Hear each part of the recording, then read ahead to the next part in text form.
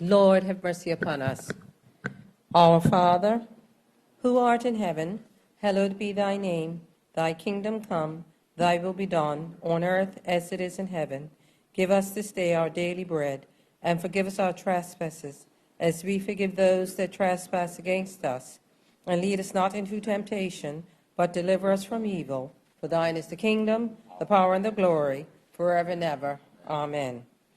Almighty God, who in thy wisdom and goodness has appointed the office of rulers and parliaments for the welfare of society and the just government of men, we beseech thee to behold with thy abundant favor us thy servants, whom thou hast been pleased to call to the performance of important trust in these islands.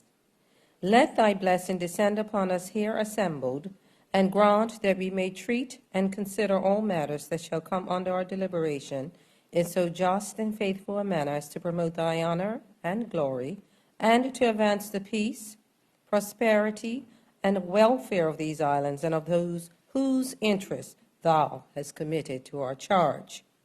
And this we beg for Jesus Christ's sake. Amen. May the grace of our Lord Jesus Christ and the love of God and the fellowship of the Holy Spirit be with us all evermore. Amen. Good morning, ma'am. Good morning, members.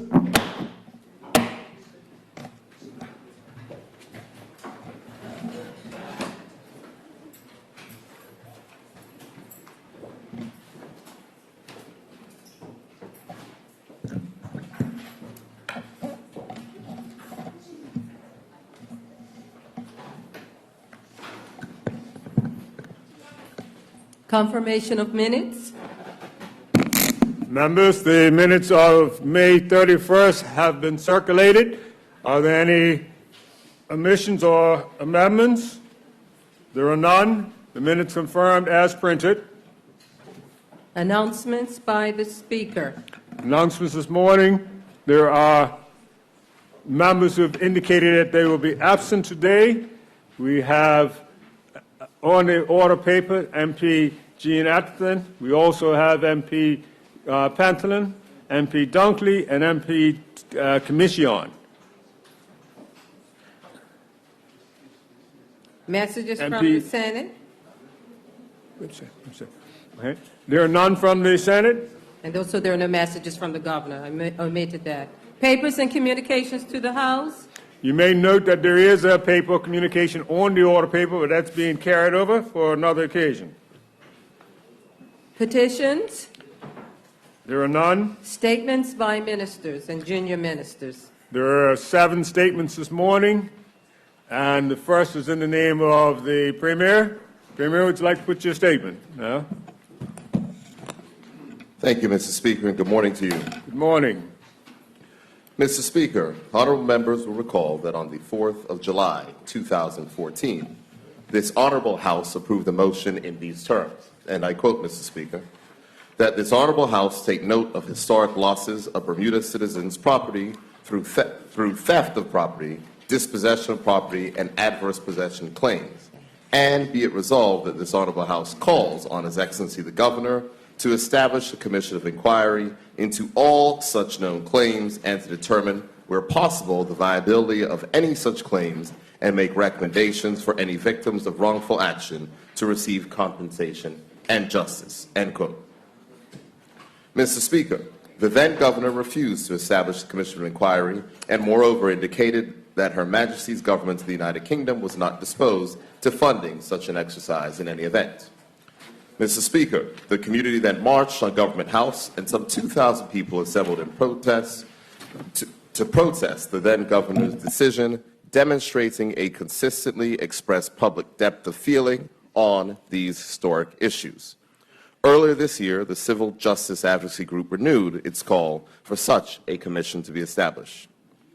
Mr. Speaker, in 2015, this Honourable House approved the opposition bill entitled the Commissions of Inquiry Amendment Act, which gave the Premier the authority to issue commissions of inquiry.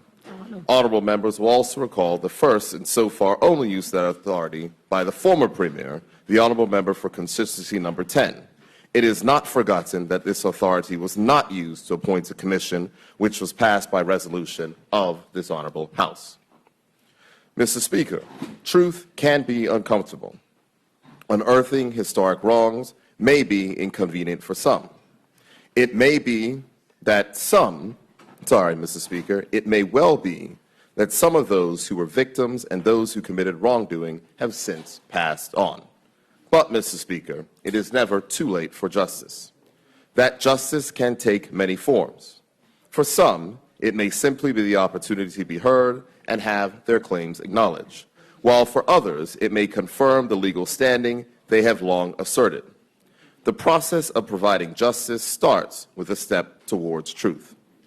Therefore, Mr. Speaker, I am pleased to advise this Honourable House and the public that I shall establish a 5-member commission of inquiry to fulfill the mandate of this Honourable House as expressed by the motion passed in 2014. The commission will likely be comprised of a judge, counsel experienced in conveyancing, and land title officer ex officio, 2 lay members, and a secretary to the commission to provide administrative support. Mr. Speaker, while the terms of reference continue to be the subject of further consideration, I can advise honourable members that at a minimum, they will include inviting the Commission to inquire into the historic losses of citizens' property in Bermuda through theft of property, dispossession of property, adverse possession claims, and or other such unlawful or irregular means by which land was lost in Bermuda. To collect and collate any and all evidence and information available relating to the nature and extent of such historic losses of citizens' property. To prepare a list of all land to which such historic losses relate. To identify any persons, whether individuals or bodies corporate, responsible for such historic losses of citizens' property. And to refer, as appropriate, matters to the Director of Public Prosecutions for such further action as may be determined necessary by that office. In closing, Mr. Speaker, it would be remiss of me not to recognize the significant efforts of the Honourable Member from constituency number 17, the Honourable Walton Brown, who championed this cause while in opposition and has quietly kept attention to it since we assumed the mantle of government. Mr. Speaker, the process of identifying those who will sit on the Commission has now commenced, and I will ensure that we assemble the best group to address these issues. Additionally, the administrative planning will now start, and my hope is to revert to this Honourable House during this session with further updates on our progress. Thank you, Mr. Speaker. Thank you. Premier, I believe the second statement this morning is also in your name. Would you like to deliver that now? Sure, Mr. Speaker. Continue on. Thank you, Mr. Speaker. Mr. Speaker, today I will provide this Honourable House with an update on the government's Fintech Education and Training Initiative. Mr. Speaker, technology companies are domiciling in jurisdictions that have a high incidence of talent with technical skills.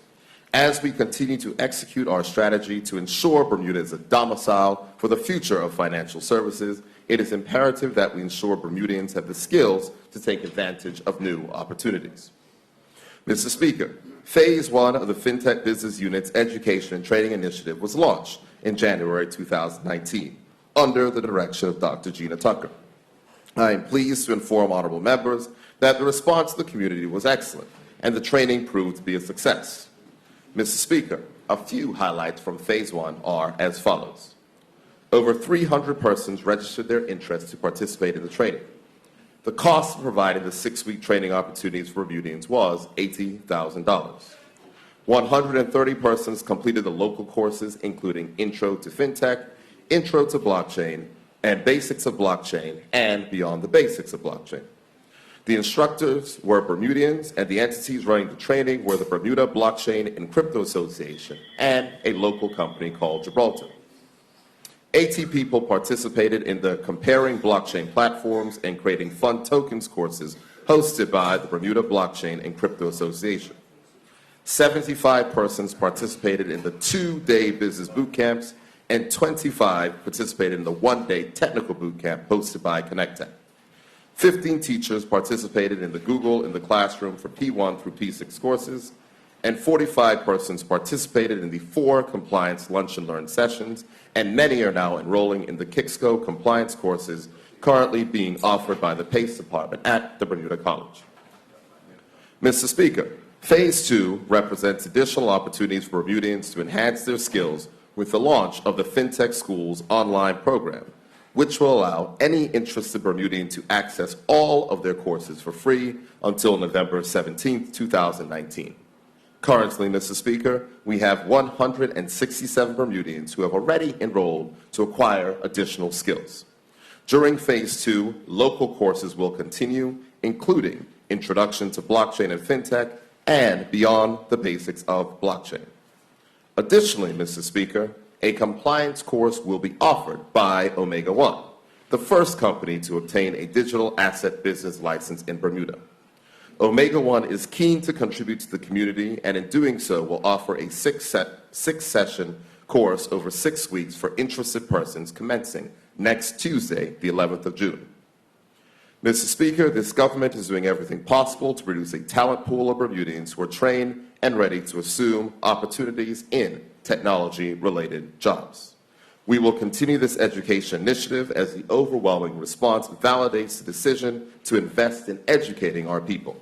I am happy to report that the participants covered the entirety of Bermuda's cultural diversity, and Bermudians are obviously hungry for this training. Mr. Speaker, I encourage all Bermudians to visit the fintech.bm website to learn more about the education and training opportunities that are being offered free of charge. I would also implore honorable members to share this information with their constituents so that the people we represent in this honorable House can take advantage of the investment that this government is making to develop a workforce in Bermuda that is ready for the technology jobs of the future. Thank you, Mr. Speaker. Thank you, Mr. Premier. The third statement this morning is in the name of the Deputy Premier. Deputy, would you like to present yours? Yes. Good morning, Mr. Speaker. Morning. Mr. Speaker, as the order paper indicates, I will today table a bill in this honorable House entitled the Electricity Amendment Act 2019. Mr. Speaker, you will remember that on the 15th of March 2019, I informed this honorable House that on learning that the Ascending Group Limited announced it was considering the sale of the company, I issued ministerial directions to the regulatory authority, which are embedded in the purposes of the Electricity Act 2016, namely to seek, A, to ensure the adequacy, safety, sustainability, and reliability of electricity supply in Bermuda so that Bermuda continues to be well-positioned to compete in the international business and global tourism markets. B, to encourage electricity conservation and the efficient use of electricity. C, to promote the use of clean energy sources and technologies, including alternative energy sources and renewable energy sources. D, to provide sectoral participants and end users with non-discriminatory interconnection to transmission and distribution systems. This prevents any monopoly on the generating subsector and ensures that other market participants are allowed to interconnect to the grid. And it ensures that end users are not denied service without just cause. E, to protect the interests of end users with respect to prices and affordability and the adequacy, reliability, and quality of electricity services. And F, to promote economic efficiency and sustainability in the generation, transmission, distribution, and sale of electricity. Economic efficiencies in these areas translates to lower costs for customers. Mr. Speaker, I also assured the general public that we would require any prospective new owners, and indeed the current owners, to adhere to the soon-to-be-published Integrated Resource Plan. Mr. Speaker, quite coincidentally, we were working on this amendment to the Electricity Act 2016 to assure the proper regulation of the electricity sector when the announcement was made that the Ascending Group Limited had identified a proposed buyer. I would like to assure the honorable members and the general public that the sale cannot be finalized until the RA gives consent to a license transfer. This requirement is outlined in Section 31 of the Electricity Act, which states that, quote, a license shall not be transferred or assigned without the prior consent of the authority, end quote. Mr. Speaker, I must state upfront that I have every confidence that the RA will perform the due diligence required prior to making a decision on whether to approve the transfer of any license. However, it is also important to note that if the RA approves the license transfer without adhering to the ministerial directions, currently the only remedy available to the government is to appeal to the Supreme Court to grant an injunction to require the RA to comply with the directions. However, it would be too late to do so if a transfer had already been approved by the RA. Mr. Speaker, I am sure that you would agree that the better remedy is to provide the minister with an opportunity to review the RA's intended consent to transfer of the license to ensure that the application is in accordance with the ministerial directions. The proper regulation of the electricity sector would be further strengthened by requiring the RA's consent shall not be given unless an IRP has been approved and published, and that when making the decision whether or not consent to the transfer, the RA shall have due regard to the IRP. Mr. Speaker, the Belko plant is a strategic asset which is used by all residents in Bermuda. It is critical to our social and economic well-being. Therefore, it is a duty of this government to ensure that any proposed sale will promote economic efficiency and sustainability in order to reduce our reliance on fossil fuel, increase the use of renewables, and to make electricity more affordable for all residents. Thank you, Mr. Speaker. Thank you, Deputy. The next statement on the order this morning is that in the name of Minister Birch. Minister, would you like to put your statement? Good morning. Morning. Good morning, Mr. Speaker. Thank you. I rise this morning to highlight change, sustainable growth change, ongoing cruise ship port enhancements change, developing an artisan industry change, growing retail businesses change, and repurposing historical assets to accommodate modern expectations change. Mr. Speaker, in an era where it is so easy to publicize negative messages, even if they are untrue, I am compelled to highlight some positive and factual information in the hope it will become contagious and we can learn to accept change more easily. I know some will declare that as mission impossible, but try I must. Mr. Speaker, there's no question that the former Royal Naval Dockyard has been transformed and continues to be. The North Basin has become one of Bermuda's primary destinations for shopping, entertainment, dining, showcasing Bermudian artisans, as well as displaying history and historical buildings. Dockyard is Bermuda's largest tourism point of entry, which fuels and supports commerce to every point around the island. Servicing visitor expectations includes facilitating their transportation so that they're able to see our entire island and support local businesses island-wide. Dockyard has been transformed from that military base of yesteryear into a vibrant destination with distinct characteristics. It is a tourist destination. It is a cruise ship port. And it is home to many Bermudians who wish to live, work, and play there. Mr. Speaker, for those who have been to the West End recently, they will know that there are very few remaining derelict historical buildings which have not been upgraded. In fact, the only remaining area within the North Basin is the victualling yard. Over the past 15 years, growth has been steady. Total occupancy then was around 60%, and today it's over 90%. The fact is that currently there is 100% occupancy of all wind and watertight buildings. Mr. Speaker, For more than a decade, the data shows revenue increases every year in every business sector from as little as 3% to increases in excess of 10% annually. On an individual basis, there are numerous successes in the hundreds of percent year over year.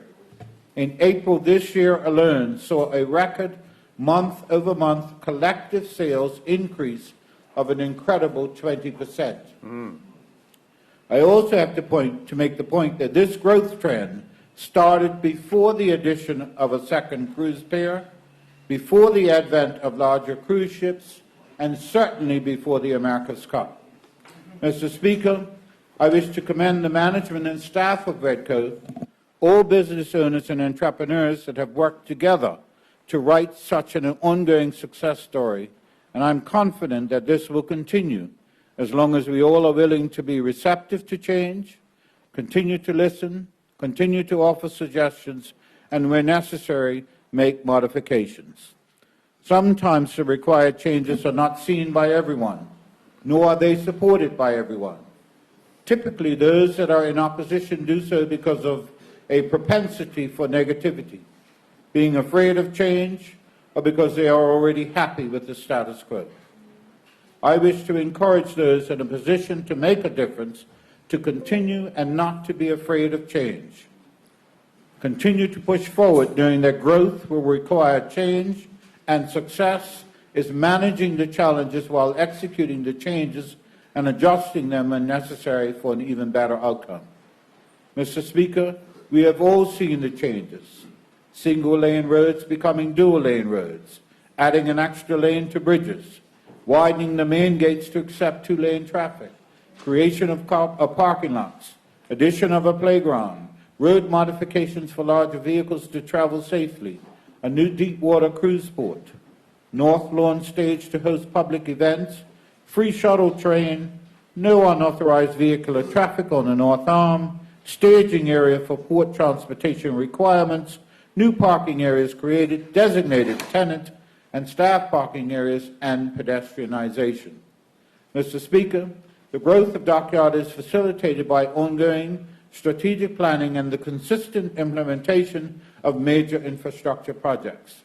These projects have enabled additional growth, but equally important, it strengthens the infrastructure systems. What pleases me most, in addition to growing infrastructure, the corporation continues to develop projects and programs that look at ways to reduce costs and lead the way in green initiatives. The latest such project of this nature is the implementation of solar power generation. The project will see solar production of over 500 kilowatts, which reduces Belko consumption by more than $25,000 per month. Just $25,000. The system is already partially online. Next week, we intend commissioning another large section of production, and the final connection to power the wastewater treatment plant will be online within the next 30 days. Included within the project, Belko intends to set up live displays showcasing the system and real-time data of the energy that is being produced. Mr. Speaker, these are just a few of the changes which have enabled continued growth, and we will continue to see more ongoing changes that will enhance the experience and enable further growth. Some of these are creation of a fun space within the pedestrianization area, additional parking areas, some free, some paid, creating new retail and entertainment spaces by relocating existing tenants, and daytime boat berthing, some free and some paid. Mr. Speaker, the most recent concern expressed by some has been the minor adjustment to the public bus termination point in the Royal Naval Dockyard. This decision was not taken lightly or without significant forethought. Several factors were considered, including those who would have difficulty walking that distance. The public, like our visitors, have the option to use the free shuttle service to move around the site. However, I would encourage folk to walk. Dockyard is not an enormous site, exercise is good, and one might even see something previously unnoticed. Additionally, Mr. Speaker, I can report that not unexpectedly, the merchants in both the Clock Tower Mall and elsewhere have enjoyed increased sales since this change. Mr. Speaker, I'm pleased to provide this report on activities at the Royal Naval Dockyard and will continue to do so as the need arises. I'm going to take the liberty of tabling aerial photographs of the solar panel installations and the new King's Wharf Terminal building currently under construction. Thank you, Mr. Speaker. Thank you, Minister. The next statement on the order paper this morning is in the name of, Minister of National Security. If it pleases Mr. Keynes. If it pleases you, Mr. Speaker. Do so. Mr. Speaker, I rise this morning to inform this House of the Royal Bermuda Regiment's involvement with exercise trade winds. This exercise is organized by the United States military, specifically the U.S. Southern Command, who are based in Florida. Trade winds is a Caribbean-focused training exercise designed to help participants better respond to natural disasters, land and maritime threats. The Trade Winds event takes place in two phases. Phase 1 is a security-based exercise, and Phase 2 is a humanitarian assistance, disaster recovery, which is also referred as HADA.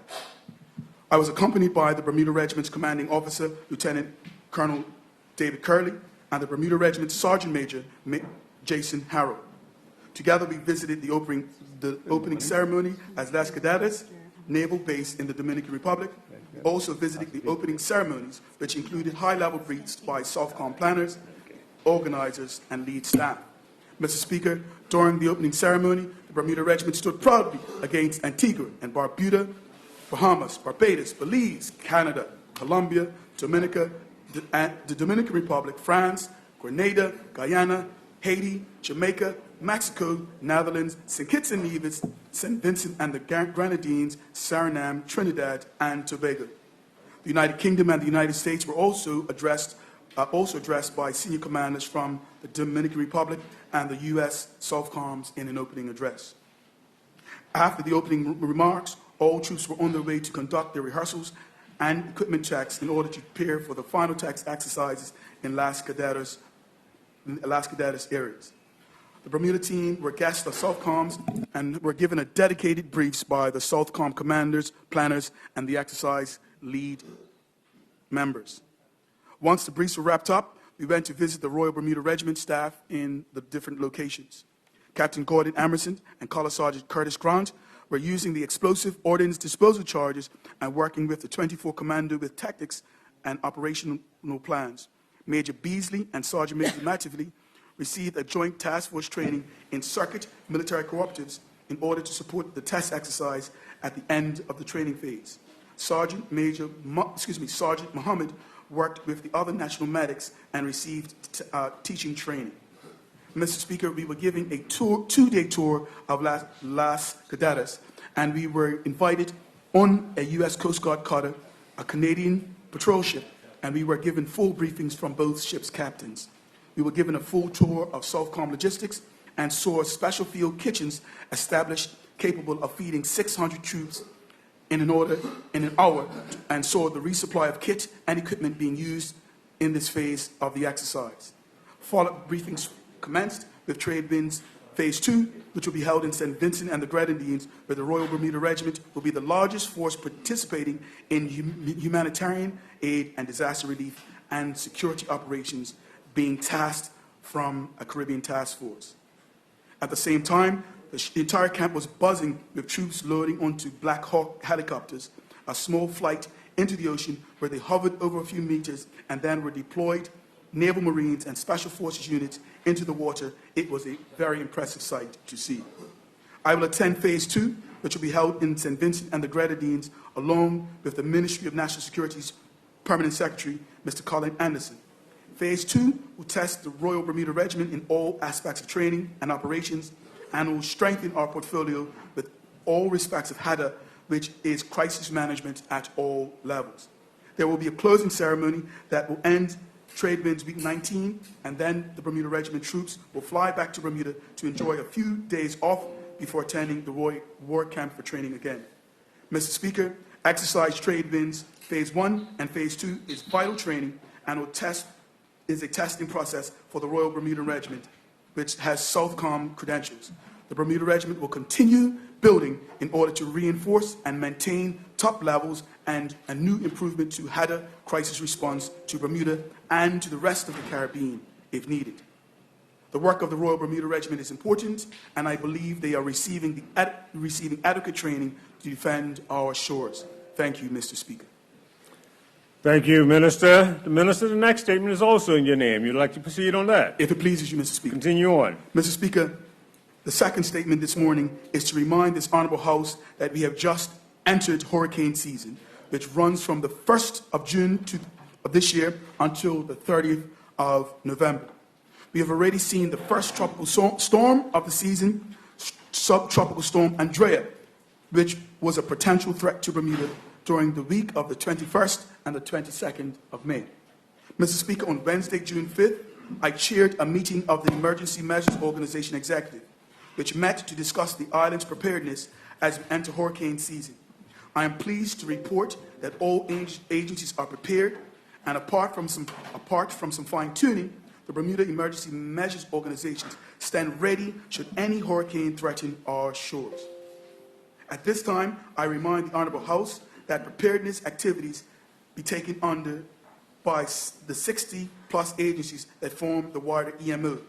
They are being coordinated and documented by the Disaster Risk and Reduction and Mitigation Team, which works out of the Ministry of National Security headquarters. Mr. Speaker, the Bermuda Weather Service reports that the latest hurricane forecasts by international agencies have predicted an average season with 13 named storms, 6 hurricanes, and 2 major hurricanes. Mr. Speaker, we are reminded that Hurricanes Faye and Gonzalo hit Bermuda in 2014. Hurricane Joaquin hit Bermuda in 2015, and Hurricane Nicole hit Bermuda in 2016. 2017, Bermuda was spared of any hurricane activity. Mr. Speaker, it only takes one hurricane to make 2019 an active season for Bermuda, and I urge all residents to be prepared. Now is the time to prepare and to repair your house for the hurricane season. Now is the time to look at your family plans and update them with any changed telephone numbers, etc. Now is the time to take stock of all medical prescriptions that your family pets require in order to ensure that you have at least 2 weeks' supply on hand. Now is the time to check your hurricane kit to make sure that you have working flashlights, a portable radio with spare batteries, and a stock of non-perishable food to last your pet family for 7 days. Now is the time to look at your neighbors and ask them if they need help with their preparations. Mr. Speaker, in April, the Department of Communications released their smartphone application called TreeFrog. The TreeFrog app will alert all the users to news and alerts posted by the Bermuda government, which includes any alerts posted by the EMO. We want them to be aware of any information that they urgently need to be aware of, and they can do that through the TreeFrog app. I urge this Honourable House and all of Bermuda regiments to sign up for the TreeFrog app. It is free, and you can receive all of the alerts. And this is available, Mr. Speaker, on both the iTunes and on the Google Play Store. Mr. Speaker, the Disaster Risk and Reduction and Mitigation Team will hold a further Emergency Measures Organization meeting for all EMO agencies in late August to update the country on the last of the hurricane season forecast for 2019, which will be published at the beginning of August. Mr. Speaker, the work of the DRRM team is important in ensuring that Bermuda is prepared for any large-scale disaster. I will continue to update this Honourable House on the work of this important work that all the departments and units within our Ministry of National Security. Thank you, Mr. Speaker. Thank you, Minister. The next minister has a statement is in the name of Minister of Transport. Minister Silva, would you like to put your statement? Yes, Mr. Speaker. Thank you very much. Good morning to colleagues, our Bermudian listeners, and our overseas listeners. Mr. Speaker, this week's announcement that Bermuda will host its first ever mainstream PGA Tour event, the Bermuda Championship, is very exciting development for sports tourism in Bermuda. PGA Tour events are broadcast to international audiences, and this is an excellent opportunity for Port Royal Golf Course to host a top-level sporting event in October this year. The TV coverage to be aired prime time in North America, will showcase Bermuda's stunning natural beauty and the legendary hospitality and friendliness of its people to a wide audience of discerning travelers. The Bermuda Tourism Authority has signed a 5-year agreement with the PGA Tour as title sponsor of the Bermuda Championship.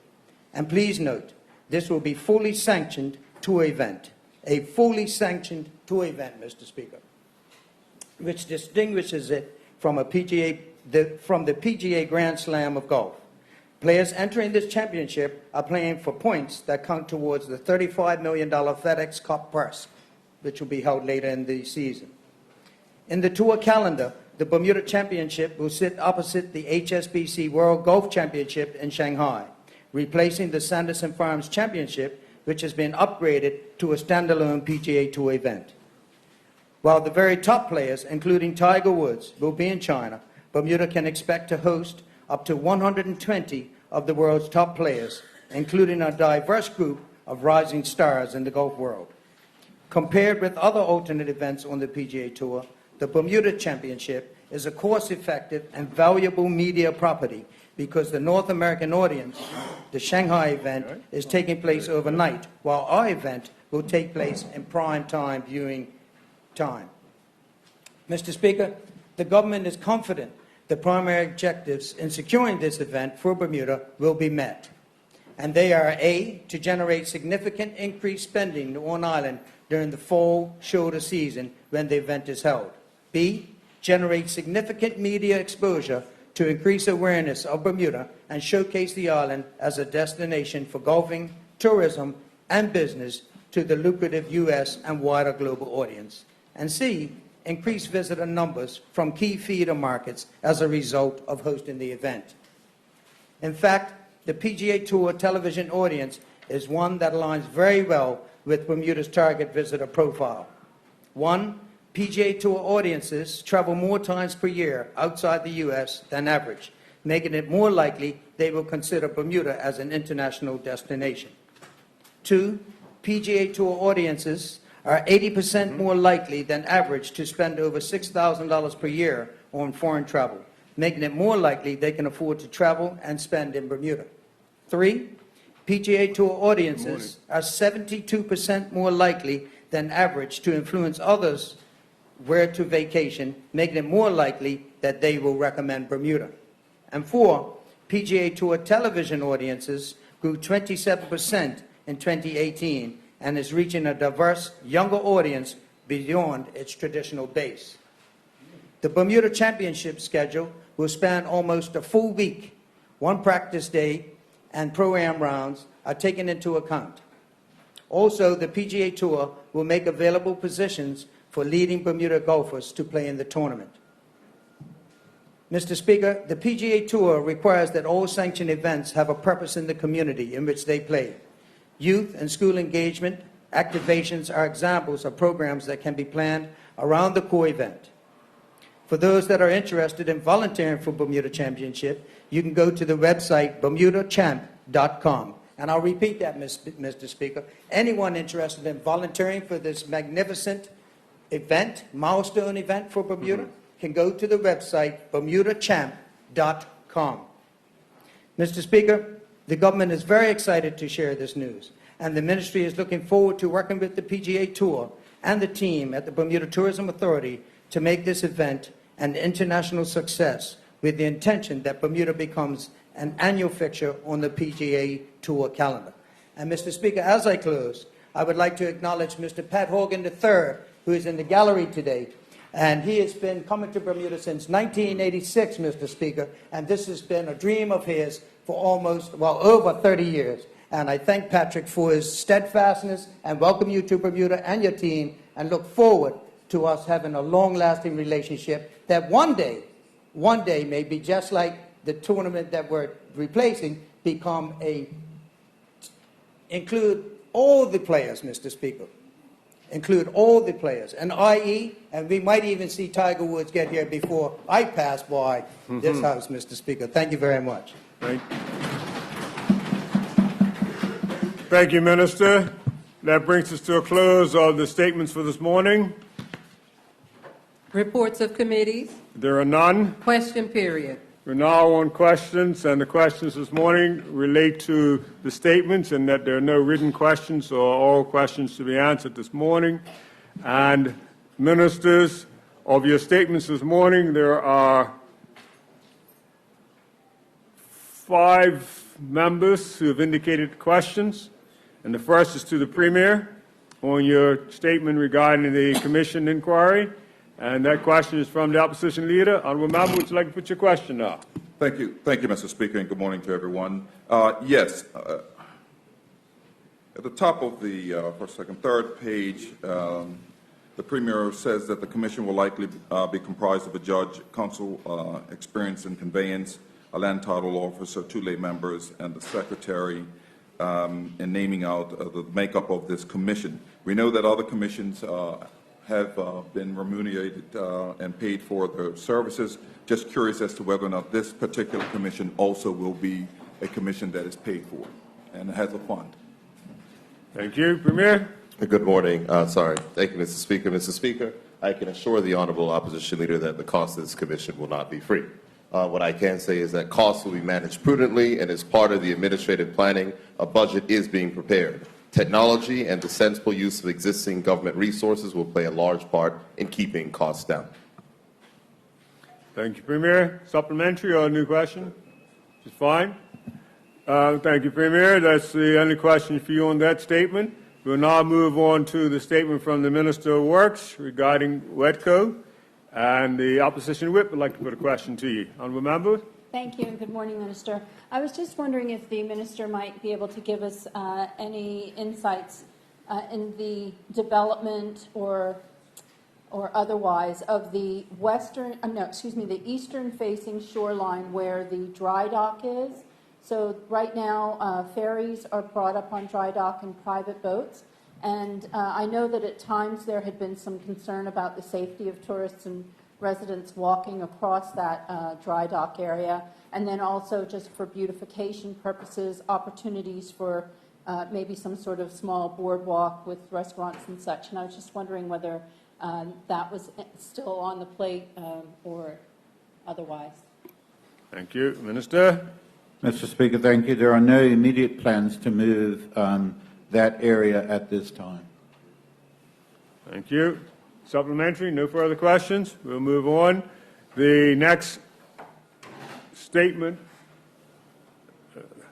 Minister Keynes. If someone can get Minister Keynes, we're going to move on and come back. The Minister De Silva, there's a question for you. The opposition leader would like to put a question to you in reference to your statement on the PGA Tour. Honourable Member? Yeah. Thank you, Mr. Speaker. On the second page, the Honourable Member says that the Bermuda Tourism Authority states has assigned a 5-year agreement. I guess what I was curious as, do we know what that cost is now for the PGA for this tour, since we will be the title sponsors here in Bermuda? And in addition to that, will there be, well, I can access a supplementary, I'll let him answer that. Thank you. Minister? Yes, the cost is $3 million a year. I'm sorry, could you repeat that? The cost is $3 million per year. Okay. Supplementary or further question? Supplementary? Supplementary. Yes, continue. Yes, and considering that, is the minister aware or has any additional funds been asked of government to add and to contribute to this tour? Minister? No, there haven't. Thank you. Further question or supplementary? Supplementary? Supplementary. Continue. Supplementary. Yeah. Once all finalized, would the honourable member be willing to at least table the agreement so that we're aware of all of the details? Minister? Unless there is any sensitive information, I will be happy to do that. Yes. And I'll be happy to share with the opposition leader. Yeah. Thank you. No further questions? No further questions. The last question this morning would be to Minister Keynes. Minister, it's in reference to your statement on trade winds, and that's from the Honourable Member from Constituency 7. Honourable Member Richards, you have the floor. Thank you, Mr. Speaker. Mr. Speaker, would the honourable member inform the honourable House what was the size in terms of numbers of the contingent who attended ETW in the Dominican Republic?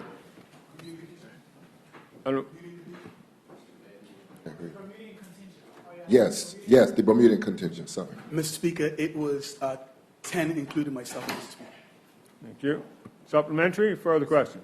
Supplementary? Supplementary. Yes.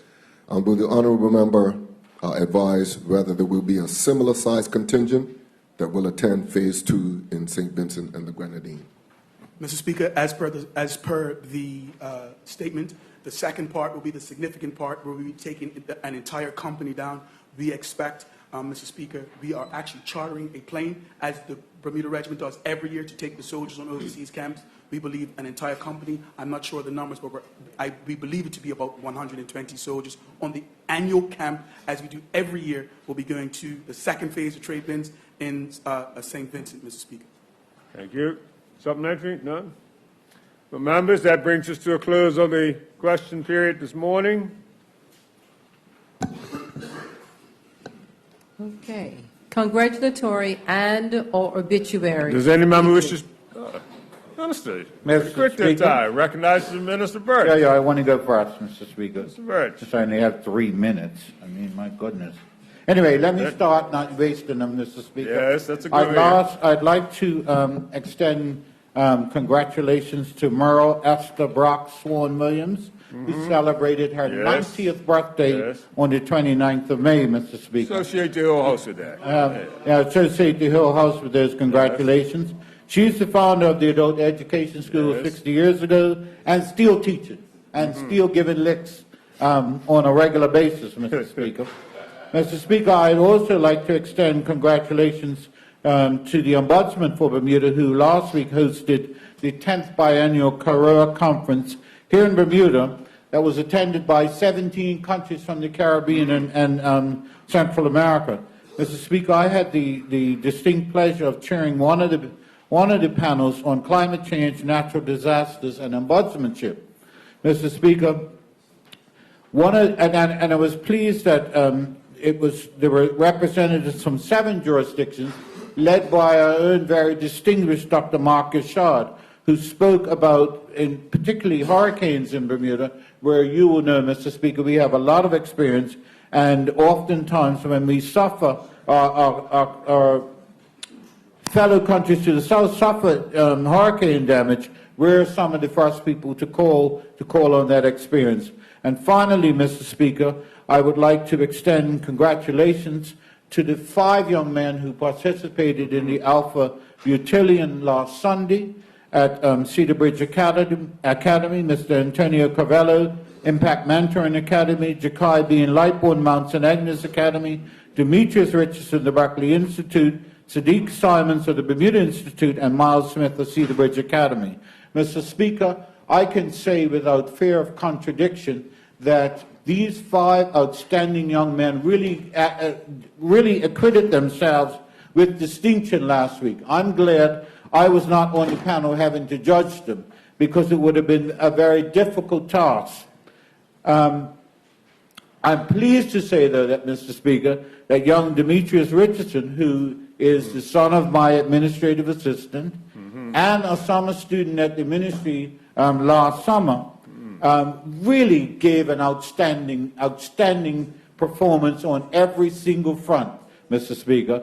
This young man came to the ministry last year, and he was an introvert and quiet and just, you wouldn't even know he was in the room. And I just was sat in awe, needless to say, his mama screamed on the entire building. But he really gave an outstanding representation of what young men in this country can do, along with the other 4. And I just am encouraged, Mr. Speaker, just as somebody who lives in this village, not in any formal capacity, at the outstanding performance of young men in this country. Thank you, Mr. Speaker. Thank you, Minister. Now I recognize the honourable member from constituency 22. Honourable member, you have the floor. Thank you, Mr. Speaker. I'd just like to join with the honourable and gallant member in my congratulations as well to the Ombudsman. I, too, attended the event last week, and it was delightful to see such a gathering of independent members of integrity from the various ombudsmen around the Caribbean. My understanding is that Bermuda was lucky enough to secure that event because our very own ombudsman, Victoria Pearman, has become the president of that local association. I did have an opportunity to meet and discuss with her the work that she is doing as ombudsman, and it is an incredibly important post that a democratic society such as ours should be proud of. So I too add my congratulations to those of the minister. Thank you.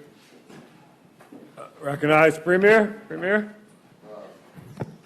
Good morning, Mr. Speaker. Morning. Mr. Speaker, I rise this morning on a sad note, and I wish to ask this honorable House to send condolences to the family of the late Eunice Crockwell, long time. Associate the whole House with that one. Certainly, Mr. Speaker, associate the entire House with these remarks.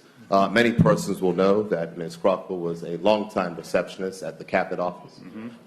Her spirit would brighten even that place and any other place where she was. She was someone who was known for loving life, incredibly fun, and we always used to share a joke between each other regarding our ages. She was kind to myself. She was kind to every person who came into the Cabinet Office. She was kind regardless of party or regardless of who you were. It was always her spirit. She loved life, Mr. Speaker, and I remember the one time she was even so famous to be around the world in a Soul Train cruise video advertisement, because that's how much she enjoyed having an excellent time. And so, Mr. Speaker, I would ask that condolences be sent from this House to her family, her mother, her children, and her grandchildren, all of her friends, and clearly her work colleagues during this very difficult time. She has passed from labor to reward, Mr. Speaker, but rest assured her time on this earth was spent enjoying life to the fullest. Mr. Speaker, I'd like to be associated with remarks from the Honourable Minister of Public Works for the participants of the Alpha Battalion, and particularly the winner, Mr. Demetrius Richardson of the Barclay Institute. It was, yes, I will associate the whole House with those remarks as well, Mr. Speaker. And, Mr. Speaker, with that, I will take my seat. Thank you, Honourable Member. Is any other member? I recognize the Honourable Member from Constituency 2. Honourable Member, you have the floor. Thank you, Mr. Speaker. Mr. Speaker, I rise very happily today to offer congratulations and thanks to both the Minister of Tourism, the Honourable Zane De Silva, and Mr. P.H. Hogan and his team, Mr. Bruno, for realizing a dream of mine from the days when I did play the professional tour in Europe. To have an event of that magnitude in Bermuda bodes well for tourism and for the sport of which is my trade. So I want to congratulate them. I do not want to lose sight of the fact that in this country we still do not have a national championship, which was the vehicle for this little country boy to get access to the world. And I'm sure as a time has passed when this country is seeing its players play for peanuts, that we can now have the next tier down below have a greater purse in which to compete. On a sad note, Mr. Speaker, I have some constituents who have passed on to reward. Joseph Jojo Gibbons of Slip Road, and I associate the Honourable Member from number 1, MP Ming, and I'm sure MP Fogo as well, and also Ms. Joan Wade from Wellington Lane, who my mom went to school with at Alaska Hall not just yesterday. And Ms. Wade is a very dear spirit, and Christmas time when I paid her a visit, she was so happy and actually gave some knitted goods to take home to my dear wife, and we always appreciated to find that connection with her and my mom was extremely special. And Mr. Urban Hayward, a longtime proprietor of St. George's Esso, former member of the Corporation of St. George, and an avid sportsman of which golf was very much a part of his life, snooker, and the fitted dinghy racing on May 24th, and the life of St. George's Dinghy and Sports Club down there on Cut Road, very much a part of his life and family. So we extend condolences to those three St. Georgians and bereaved families right now, Mr. Speaker. Thank you ever so much. Thank you. We recognize the Honourable Deputy Premier. Honourable Deputy. The floor. Thank you, Mr. Speaker. I would like, of course, to be associated with the congratulatory remarks given to the Ombudsman of Bermuda for the holding of the conference. I did have the honor to give the opening remarks to that conference, and certainly its holding of that regional conference here is a credit to the island and to the work of the Ombudsman in her office. I would also like to ask the House to certainly acknowledge and congratulate all those residents and Bermudians who took time to note that it was World Environment Day this week, and also to those who see it important that the island does take greater concern for the environment that we live in, although it's only 22 square miles plus another 200 square miles of ocean. We have impacts around the world that are not of small significance, and we should take time as a community to acknowledge such important days. And in keeping with that, I'd just like to announce to the House that I've been informed by persons in the Ministry of Environment that a cow chick was fledged last night. So that is something that is quite wonderful for us. As we know, we're seeking for many years to rebuild the petrel constituency of a very unique bird that is indigenous to Bermuda. So there will be more official comments on that coming forth from my ministry, but I thought I'd let the House know, as I have just been told that, which I know is great news to all of us.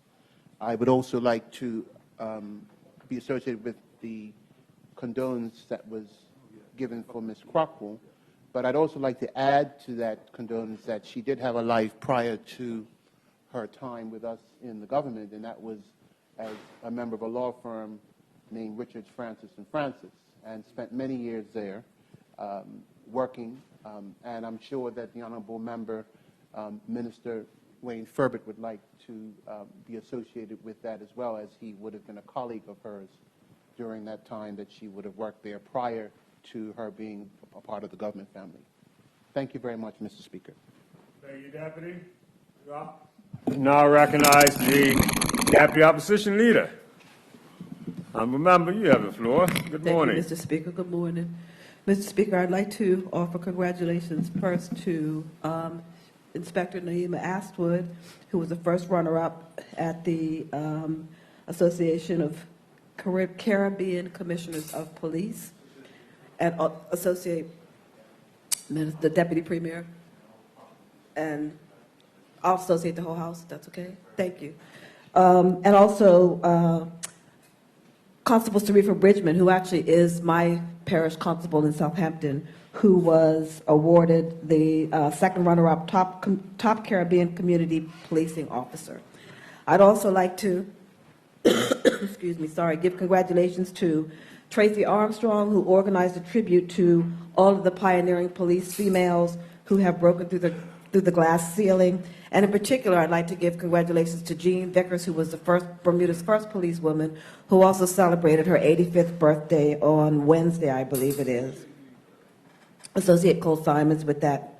And I was not here last Friday, Mr. Speaker, and I don't know if anybody gave congratulations to those young children who ran the Heritage Day Invitational Junior Classic. I didn't think so, but you can go ahead. But I'd like to give congratulations to all of our runners. I'd like to thank Lister Insurance Agency, who has put on this race for, I'd like to associate Mr. Swan.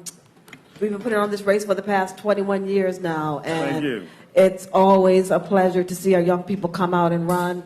We had a nice awards ceremony at Bermuda College, so I'd like to thank you for sponsoring this, for allowing our young children to have an opportunity to showcase their talents, and I look forward to working with you on it for another 21 years. Thank you, Mr. Honourable Member. Speaker, I'd like to be associated with the remarks for Eunice Crockwell. Eunice was a ray of sunshine, and I remember walking into the cabinet office every time, and she was just always welcoming and warm and kind, and she will be a big miss. Thank you, Mr. Speaker. Thank you, Honourable Member. I now recognize the Honourable Member Smith Member Smith, you have the floor. And good morning, Mr. Speaker. Firstly, I'd like to give congratulations to Bermuda's football team for the 1-0 victory in the friendly last night. I know I saw quite a few of the MPs there, so I associate the Hill whole House, that. to the Hill House, yes. I'd also like to give congratulations. Last weekend was the Bermuda National Swimming Championship, and we had the high point winners in the 12 and under and 13 and over. So the female 12 and under winner was Imogen Judd, and the 12 and under male was Giulio Ligori. And in the 13 and over, it was Logan Watson Brown. And for the male, it was Jack Harvey. I'd also like to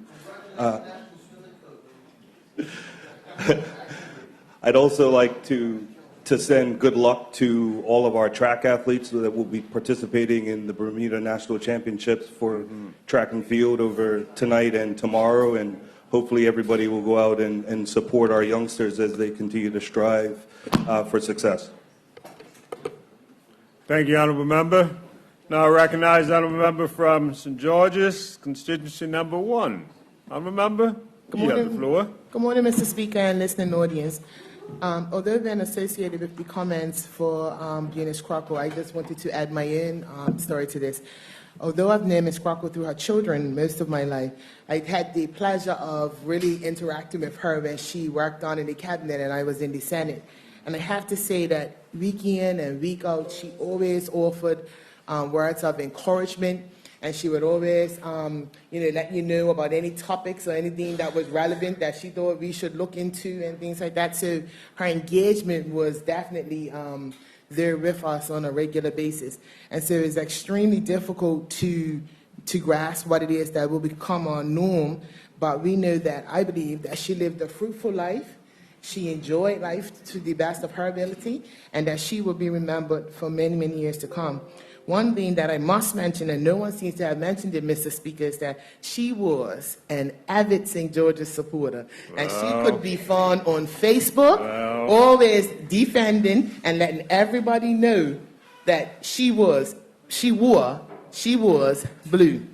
So I don't know, maybe the Premier forgot to leave that part out. But I'd also like to just say that Jojo, who Kim already has given acknowledgement to, will definitely be Mr. on St. George's as well. His favorite line to me was, "Are you getting canvassing?"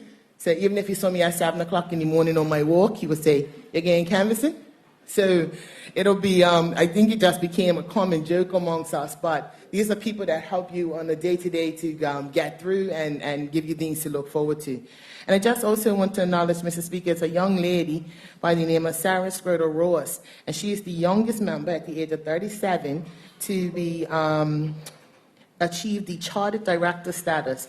And so I didn't even really, and I'd like to associate Nelson Cole and Leah Scott with that.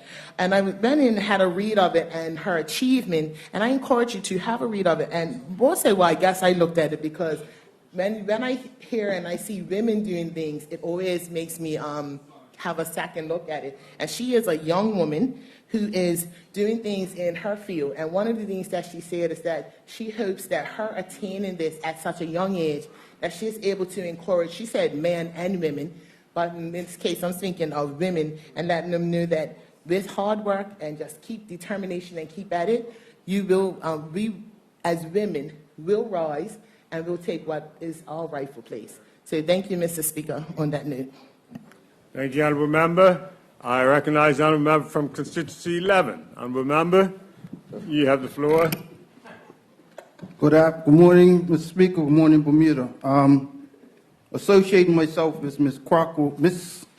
Crocker, what has been left out is that before everything else, she was a porn dog, right on Frisbee Bridge.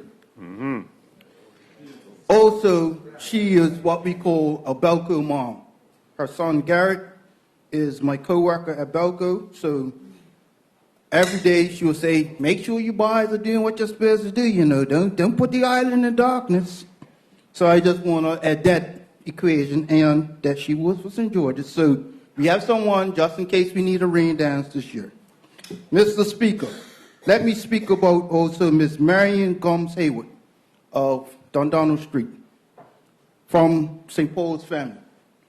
She unfortunately passed during a cruise with her St. Paul's family, and she'll be funeralized tomorrow. She was the proud mom of 5 children, Associate Brother Weeks, and anybody is in me with that.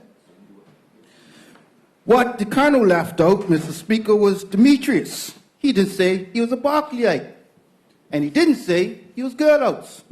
So we're proud of him as well, Mr. Speaker. I wonder why, because he said Barclayites can't cunt. What, he won the elect, he won that, didn't he? Mr. Speaker, moving on, a Bermuda College culinary student, Mr. Tremaine, I hope I pronounced it correctly, Tremaine Bailey. He's doing an apprenticeship over in Africa for 8 weeks in conjunction with Asserted Foundation headed by Mr. Quentin Sherlock, sorry. It's important, Mr. Speaker, that our students get to see the wide world, because everybody eats. Not everybody just eats just in France or these fancy European places. We eat all around the world, and it's very important that our students, because remember, Mr. Speaker, there are 800 chefs in Bermuda. 80% of them are non-Bermudian. So I'm glad to see a young black male learning culinary arts. And finally, Mr. Speaker, I want to give a shout out to Wool Sports Club of Eastern Devonshire on the prize giving ceremony tomorrow. Thank you, Mr. Speaker. Thank you, Honourable Member. You're all recognized, Honourable Member from Constituency 7. Honourable Member, you have the floor. Thank you, Mr. Speaker. Mr. Speaker, I would like to be associated with the remarks my fellow colleague MP Ben Smith gave about the game last night. The Premier was in attendance, Minister Fogel was in attendance, MP Smith obviously was in attendance, MP Weeks was in attendance, and if I'm missing anyone else, I give my apologies. But it was a fantastic atmosphere at the game. It was good to see so many supporters out with their pink jerseys on, which is the color that the national team wears. It was an excellent game, as I said. It's interesting, both Bermuda and Guyana are Gold Cup debutantes. So it was an interesting matchup from that perspective. And I have to give a big congratulations to Coach Kyle Lightbourne. Since Kyle's taken over the helm, that team has really grown in leaps and bounds. I could see the professionalism last night and how they played. The style and the quality of Bermudian football has really improved. So that was great to see. Bermudian Nakai Wells was part of the lineup, but the goal was actually scored by Dante Brangman. He scored a fabulous goal in the 37th minute that brought everybody to their feet. So I just want to congratulate the team. They have matches coming up. You got to support them. They're going to do great things. Thank you, Mr. Speaker. Thank you. Recognize the Honourable Member from Constituency 16. Honourable Member Weeks, you have the floor. Thank you, Mr. Speaker, and good morning to you. Mr. Speaker, I'd like to be associated with the comments by the member who just sat down congratulating the national team. Just want to remind him and others that that pink and blue that you see now has become our national colors. So not only will you see the football team in it, but hopefully every team or any team that represents our lovely island. Yes. I would also like to be associated with, Mr. Speaker, the condolences for, first of all, for Mrs. Crockpool down at Cabinet Office. In the 10 years, Mr. Speaker, that I have been an MP, I really got to know Ms. Crockpool. I didn't know her before that. But she was very encouraging with her smiles and her advice and encouragement.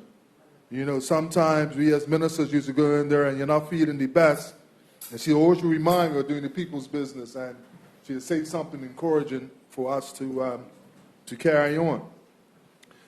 Mr. Speaker, I always like to be associated with the remarks by the member from C11 for Ms. Hallowed. Ms. Hallowed was a close family friend of my family. Last week when she was on the cruise that she succumbed, Mr. Speaker, she's actually with my mom. So Ms. Hallowed was always in and around my family, and it was a shock it was a shock what happened to her, and on behalf of my family, Mr. Speaker, I want to send our condolences to Mrs. Hayward and her family, and hope that they'll find solace in knowing that she's in a better place. Thank you, Mr. Speaker. Thank you. Recognize the honourable member for constituency 32. Honourable member. Good morning, Mr. Speaker. I rise, and thank you, I rise in this honourable House this morning on two very sad notes, Mr. Speaker, and ask that that condolences or join colleagues in extending condolences to the family of my family, Mr. James Prescott Robinson. Though Uncle James was not my paternal uncle, he is the uncle of my siblings, Senator Marcus Jones, Reverend Stephen Jones, and our sister Deborah King. He was an humble man, spoke softly to me, and will be greatly missed by all who knew him. I am sure the family has appreciated all the extensions of sympathy, and I rise today to honor and mark his remarkable contribution. Mr. Speaker, on the second sad note, I join honourable colleagues in extending absolute condolences to the family of Eunice Crockle, whose passing has deeply affected us all. As you know, Mr. Speaker, Eunice was an absolutely fantastic person. From the moment I stepped into the Cabinet Office for the first time as Press Secretary, I was met by Eunice at the front desk. From the outset, she set me straight, developed a friendship, and with her mischievous wit, big smile, and deep laugh, she made life absolutely bearable as the business of government overtook all of our lives. Mr. Speaker, she was considerate, intolerant of arrogance, and began every greeting with, "I just got back from a cruise." She will not appreciate it, but I will give a short story, Mr. Speaker, really quickly. My phone rang one morning in the Cabinet Office, and it was Eunice. She demanded I come immediately to the front desk. On reaching the back door of the Cabinet Office and leaning one of the most celebrated Corporation of Hamilton city dweller, scientist, standing at the door, the back door, wearing only his smile, facing Eunice, who was standing in the doorway. Scientists, having been running around the Cabinet Office stark naked, on facing Eunice in the doorway and looking to her, he said, "My eyes are up here." Eunice blushed and yelled, "Scientists, get out of here!" Scientists ran off towards Front Street. Mr. Speaker, Eunice and I laughed without ceasing. She will be greatly remembered as she is much loved. Thank you, Mr. Speaker. Thank you, honourable member. I recognize honourable member Honourable Favour. You have the floor. Thank you, Mr. Speaker. I also would like to be associated with the remarks given a bit to Ms. Eunice Crockle, more recently being her Member of Parliament in Constituency 4. She'll be a big miss in the Ducks Puddle community. Ms. Crockle was actually my aunt. She is a stepsister to my mom. And so greatest condolences to the family, to Nicole, to Garrett, to her mom, Shirley, and to Cal Lynn. She will be a huge miss. She constantly used to tell me how proud she was of me and how proud she was of the Progressive Labour Party as well. So she will be a big miss, and I could not stand to my feet and acknowledge Ms. Eunice Crockle. Thank you, Mr. Speaker. Thank you, honourable member. And now I recognize honourable member from constituency 26, honourable member Tiro. You have the floor. Thank you, Mr. Speaker, and good morning all. Mr. Speaker, last week I was under heavy threat not to bring attention to this young lady, but this week I am going to weather the storm and hope that I can send congratulations out to Ms. Valeria Butterfield, better known as Duppy Butterfield, my mother-in-law. who celebrated 90 years of life so far. She's had a great life so far, and I hope that she has many more. Thank you very much, Mr. Speaker. Thank you, Honourable Member. Is there any other? We recognize the Honourable Opposition Leader. Honourable Member, you have the floor. Yes. Thank you, Mr. Speaker. I'd like to add my comments and support and condolences to certainly the loss of Ms. Crockett-Bunis. I have many stories as well that I could tell, having been there at Cabinet. And of course, we know that she was a very lively and spirited person. When I got the news, no one said a name. They just said someone down at Cabinet had passed away. And I said, who? And they said, you know, the lady with the big smile. And so characteristic and so well, they were trying to describe because they didn't know the name, but what they did know was the character. And it was signified with a smile, a massive smile. I used to tease her all the time about her slightly bow legs, and her travels, of course, was everything to her. We talked about the ethnic cruises that we had been on, and so again, I'd like to say to the Crockett family our deepest condolences, now understanding that we have a member who she was an aunt of, and our deepest condolences go out to you for such a big name. Certainly a loss, and I know that I also want to speak to the Cabinet employees there. This is a second loss for them.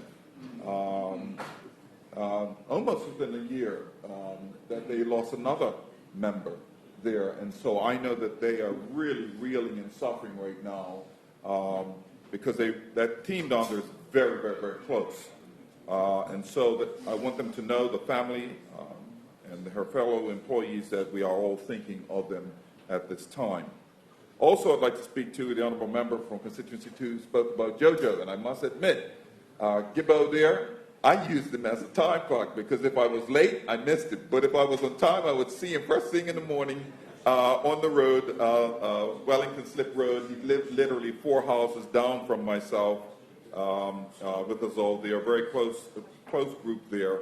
And my condolences go out to the family. I know the family extremely well, and I know that they are trusting in their Lord and Savior during this time. Also, one other condolences, Mr. Speaker. Mr. Irvin Hayward down in St. George's passed away, and I speak of him because we're part of the same group of owning service stations, and I've been around 15 years doing this, but he certainly probably triples that in the month of time that he's been around serving the East End with fuel, and so another character, another person who is a part of the St. George's fabric that has been lost. On a more high note, I'd like to congratulate the national team. I didn't get a chance to see the game last night, Mr. Speaker, so I want to congratulate them. Thank you. I now recognize the Honourable Member, Minister Simmons. You have the floor. Thank you, Mr. Speaker. Good morning, all. I rise today to add my voice to the list of people paying tribute to Ms. Bunis Crockett, who was a dear family friend, good friend to my parents. They were cruising buddies. And one thing I can say about Bunis is that she had a passion and a love of life. And to the extent that, that most of us who knew her, whether it was family or friends, never believed that she was ill, never believed there was anything wrong up until the day. I mean, she was still posting on Facebook, she was still laughing, she was still doing her thing up until the time when she took her last breath. And I think that, we, during my time at the Cabinet Office, first as the Premier's Chief of Staff, and then just throughout the years, she was always a calm and reassuring voice. She was always a supportive shoulder to lean on. She was always there for us. And I hope at this time that we are all there for her family and all who loved her, and wish them best wishes as they try and deal with this very sad time. Thank you, Mr. Speaker. Thank you, Honourable Member. No further speakers on condolences. Congratulations. I recognize the Honourable Member from Constituency 36. Mr. Speaker, thanks, Mr. Speaker. I was jotting a few notes of observances in respect of Ms. Bunis Crockett. So, sir, in adding my observances of condolences, I, of course, adopt and associate myself with my colleagues, in particular my colleague, the member for Constituency 32, Mr. Scott Simmons, for his eloquent observance of for Ms. Crockle. Bunis served in the first PLP government, Mr. Speaker, when led by Dame Lois. You were there, led by Dame Jennifer. Dame Lois was there, Mr. C. Eugene Cox, Honourable Alex Scott, any number.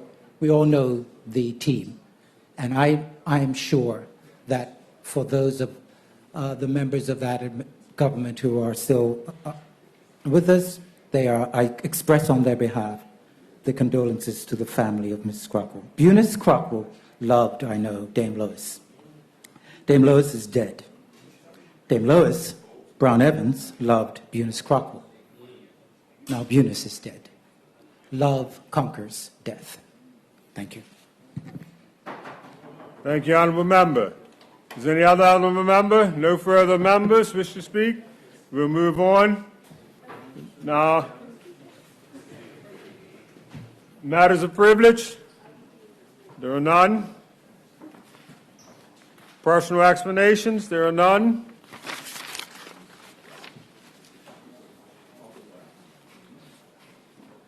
Notice of motions for the adjournment of the House?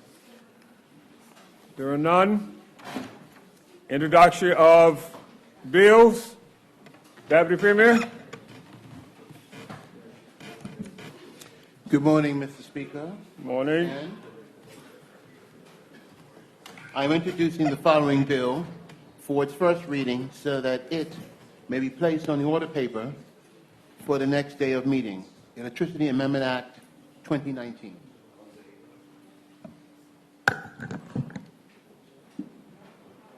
Opposition bills? There are none. Private members' bills? There are none. Notice of motions? There are none. Orders of the day? Orders of the day. Members, it's now 11:20, and we're on the orders of today. And the first and only order for today is that of the order number 5, which is a motion in the name of the Minister of Transport in reference to the green paper on the future of transport. Minister, would you like to move your motion? Yes, Mr. Speaker. Yes. Mr. Speaker, I move that the House do now take under consideration the following motion notice, of which was given on the 17th of May 2019. Whereas the government undertook in the 2017 speech from the throne to conduct a thorough review of transportation and to produce a green paper on the future of transport in Bermuda that will provide various options for modernization, which also takes into account the needs of the differently able. And whereas the government recognizes that technology is modernizing transport globally and that Bermuda must examine those trends when taking into account the future of public and private transportation. Be it resolved that this Honourable House supports the recommendations and priorities set out in the Green Paper on Transport 2019.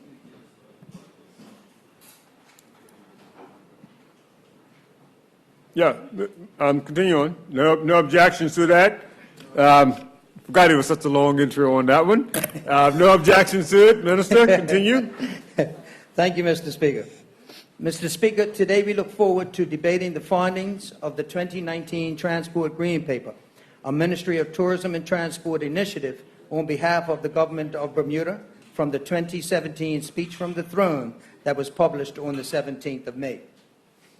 Mr. Speaker, the Ministry of Tourism and Transport conducted a thorough review of transportation in Bermuda and collected the combined thoughts and comments of 21,567 residents, students, public authorities, as well as business groups and visitors who took the time to be interviewed or surveyed during the stakeholder consultation period between November 2017 and December 2018.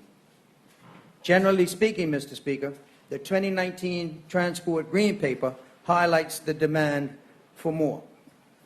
1, reliable public bus transportation. 2, reliable taxi service. 3, affordable and reliable motorized wheelchair transport options. 4, safe spaces to walk and cycle, including smoother road surfaces. 5, regulations to provide for training standards for public service vehicle drivers, taxi and minibus. And 6, transportation infrastructure and services provided in an energy efficient and intelligent way.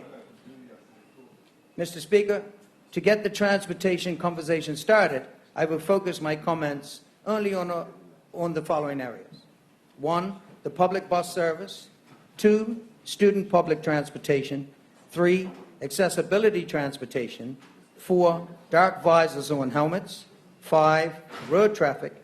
6, active transport. And 7, balancing air and cruise passenger traffic flows.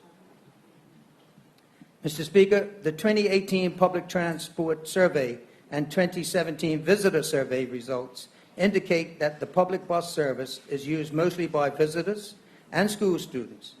However, commuters have a strong ridership as well, and we all agree that these three groups require reliable and punctual bus service. These factors can contribute to a more reliable bus service and a decrease in, if not elimination of, bus cancellations. The first is a change in the public bus schedule to reduce the number of buses needed at peak times and throughout the day. 2, restoration of budget allocation to allow for new bus purchases. And 3, proper annual maintenance budget. The government continues to act on all of these three factors, even though we are still faced with the challenges after introducing a new bus schedule in March and reverting back to the old one 6 weeks later. With or without a new bus schedule, tracking buses and obtaining real-time information on punctuality is one customer service feature of public transport that Bermuda can and should embrace. It requires the installation of GPS tracking software and equipment on all buses. At present, only a small percentage of buses have the capability. Part of modernizing Bermuda's bus fleet involves bringing this capability to residents and visitors' smartphones, which government is committed to doing. Work has already begun with Google Transit for GPS bus tracking in real time. This is taking place alongside the steps to identify available and affordable technology to implement a cashless digital fare media solution with real-time trip planning features. And rounding out the customer experience would be the availability of Wi-Fi on all public transport. Mr. Speaker, future planning of public bus routes and schedules must be based on more than anecdotal evidence. The Department of Public Transportation requires actual ridership information. At present, there are no passenger counts being carried out on public buses, either manually or with automatic counters. The government will seek to outfit the bus fleet with the necessary equipment to enable automatic passenger counts. Mr. Speaker, with respect to the purchase of new buses, the majority of buses manufactured in the world are still diesel-driven. Given that fossil fuels are non-renewable, fuel costs are high, and diesel emissions contribute to greenhouse gases, public transit authorities are increasingly turning to hybrid, diesel-electric, biofuel-powered, or battery-electric alternatives. For Bermuda, a transition to full fleet of battery-electric buses, which may or may not use solar energy as the power source, requires assessment of the cost, not only of the buses, but also the charging infrastructure, equipment, and training. The government is currently reviewing its options and signed an MOU last year with Rocky Mountain Institute USA to investigate the feasibility of and develop a strategy for a transition from current fossil fuel infrastructure to electric bus fleet. The ministry will use ridership counts and undertake a route analysis to determine the feasibility and viability of using smaller vehicles to overcome the first mile, last mile challenge, as well as consider the role small vehicles might play in delivery of bus service. Mr. Speaker, 72% of the middle and senior students surveyed felt that a dedicated school bus would make them feel safer going to and from school. Should capital funds be found to implement a dedicated school bus service, this would allow commuter bus runs to be used primarily by commuters rather than students. Importantly, bus operators will be able to deliver students closer to the schools rather than to the nearest bus stop. Mr. Speaker, with respect to public transport by ferry, the government is committed to rebuilding and/or replenishing the fleet in a phased manner, but using fast, size-appropriate, and fuel-efficient vessels. This will enable marine and ports to gain flexibility in the deployment of the fleet such that it can potentially consider additional stops and/or an extended schedule. The current fleet of high-speed ferries is too expensive to operate with any greater flexibility. As with the buses, ferry timings, current location, etc., can be incorporated into a passenger information app. Mr. Speaker, on the subject of accessibility, the 11 public service vehicles on the road today are insufficient for the number of disabled persons living in Bermuda, and that number cannot service visitors to the island either.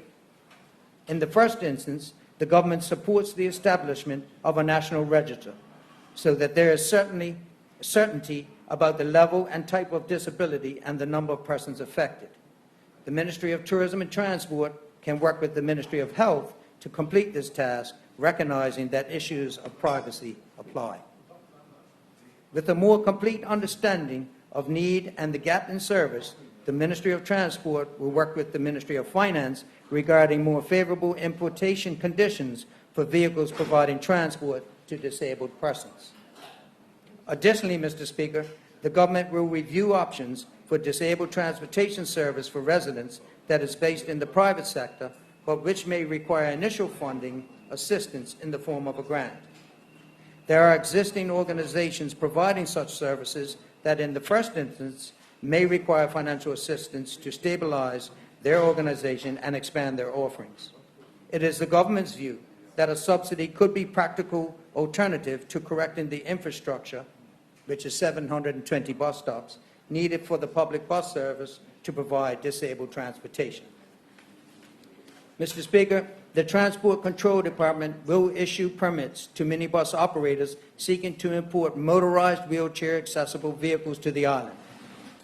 TCD had 20 applications for minibus permits with motorized wheelchair accessibility, and once these vehicles are on the road, this will increase the available lift for wheelchairs from 11 public service vehicles to 31 public service vehicles as an interim solution. Mr. Speaker, the Ministry of Transport is committed to working with the Ministry of Health to determine training standards needed for drivers of public service vehicles who provide transport for differently abled persons. In addition, the Ministry of Transport will undertake a review of its terminals, docks, bus stops, buses, and ferries to identify improvements for signage and hailing for the physically, visually, and hearing impaired. Mr. Speaker, with respect to road traffic, the government takes seriously its responsibility to ensure our roads are safe, well-lit, and comfortable for all those to use. And they include walkers, pedal cyclists, motorcyclists, and car and truck drivers. There is no doubt, however, that the motoring public must take responsibility for its own actions too. Mr. Speaker, banning dark visors on helmets is something that the Ministry of Tourism and Transport will seriously consider in light of the robberies that have taken place in broad daylight by persons wearing full dark visor helmets. We understand it will take some time to ensure the right regulations are in place because there are many models and types of visors that are affixed to helmets. The dealers will need some time to determine an exit strategy for the offending product and ensure new helmets meet new guidelines. Also, the Ministry will work with the Ministry of National Security regarding the possible installation of speed cameras as part of an enhanced road safety scheme and work with the City of Hamilton and the Ministry of Public Works regarding the installation of traffic light CCTV cameras to better manage and enforce vehicular flows through the traffic lights. Mr. Speaker, the government, working in conjunction with Bermuda Road Safety Council, CARTA, Bermuda Police Service, and TCD, will continue to work to change Bermuda's reckless driving culture through education, enforcement, and technology. TCD is reviewing the current traffic handbook and licensing requirements to determine what modernization is necessary and to take steps to implement changes. And Mr. Speaker, TCD is reviewing the penalties laid out in the Road Traffic Act 1947 with a view to updating and strengthening them as per the stakeholder recommendations in the Transport Green Paper. In addition, the Bermuda Road Safety Council is currently working with the Ministry of Education to implement the next phase of Operation Caution, which will include road safety education as part of the school curriculum from an early age. Mr. Speaker, the Ministry of Tourism and Transport will initiate discussions with the Ministry of Home Affairs and stevedoring services regarding the possible installation of truck scales at the Hamilton docks, as it would be good to know the weight of cargo traveling on Bermuda's roads to better manage and protect them. Members, you sort that out? Mr. Speaker, the government is also keen to encourage active transport as we tackle the impact of obesity and diabetes on our population. However, the Public Transportation Survey revealed justifiable concerns regarding our road safety. Respondents indicated overwhelmingly that more sidewalks and better lighting would make walkers feel safer. Indeed, an active transport culture thrives where footpaths and sidewalks provide pedestrian protection and pedal bikes are separated from motorized vehicular traffic. The government recognizes that the ability to provide new sidewalks and bicycle lanes is very limited by the existing road widths and the extent of private land ownership. Nonetheless, residents can be urged to walk to the nearest bus or ferry dock. The Bermuda Railway Trail presents an immediate opportunity for residents to become more active by walking and cycling. Government will investigate where sidewalks can be added to enable pedestrian safety. In addition, Mr. Speaker, government will continue to assist the work of the Friends of the Railway Trail by taking on maintenance and repair of each new connection and the landscaping of the trail as a whole. Mr. Speaker, you will be aware that there has been a significant increase in the number of cruise ship passengers arrivals between 1999, when 195,000 passengers visited Bermuda, and 2018, when the island received 484,000 cruise passengers. This represents an increase of 339 passengers, or 148% in the last 20 years. This is significant because the 2012 National Tourism Plan anticipated an increase in cruise passenger arrivals to 428,000 by year 2022. This means that in 2018, a full 5 years before the goal date, Bermuda hosted approximately 56,000 more passengers than originally targeted in the 2012 plan. Mr. Speaker, accommodating this growth in cruise passengers, the 2018 cruise ship strategy evolved to include a strong focus on the increasing cruise ship passenger spending and attracting a mixture of smaller premium cruise ships for Hamilton and the town of St. George. It also sought to extend the cruise ship season either side of the April to October period. The Ministry of Tourism and Transport recognizes that 2018 was something of a tipping point for the cruise ship activity, especially with 6 cruise ships in port on the 31st of October 2018. In 2019, the cruise arrivals are estimated to rise to 545,000 passengers. Now, Mr. Speaker, today compared to 1999, there are 30 fewer public buses in inventory. There are 24 fewer community service vehicles. There are 44 fewer taxis on the road for an assortment of reasons. There are 73,000 fewer air visitors than in 2018, but 350,000 more cruise ship passengers are expected in 2019. This creates an overwhelming need for additional modern transportation infrastructure. Bermuda requires more public buses and ferries, reliable taxis and minibuses, tugboats, a pilot boat, and pier enlargements and upgrades to service the needs of the cruise ships and cruise ship passengers, as well as the international maritime obligations that accompany our shipping industry. Mr. Speaker, there is a need to better balance air and cruise passenger traffic flows throughout Bermuda. As a result, the Ministry of Tourism and Transport and the BTA are developing some recommendations for a new cruise ship strategy through to 2028. These recommendations take into consideration the critical need to upgrade Bermuda's transport infrastructure and ultimately will be beneficial for everyone, residents, air visitors, and cruise ship passengers. In short, Mr. Speaker, we recognize successful and economically beneficial execution of a new cruise ship strategy depends on equally successful transportation infrastructure strategy that is as identified in the Transport Green Paper. Mr. Speaker, the government does not intend on producing a white paper, as mentioned a couple of times since the publishing of the transport paper itself.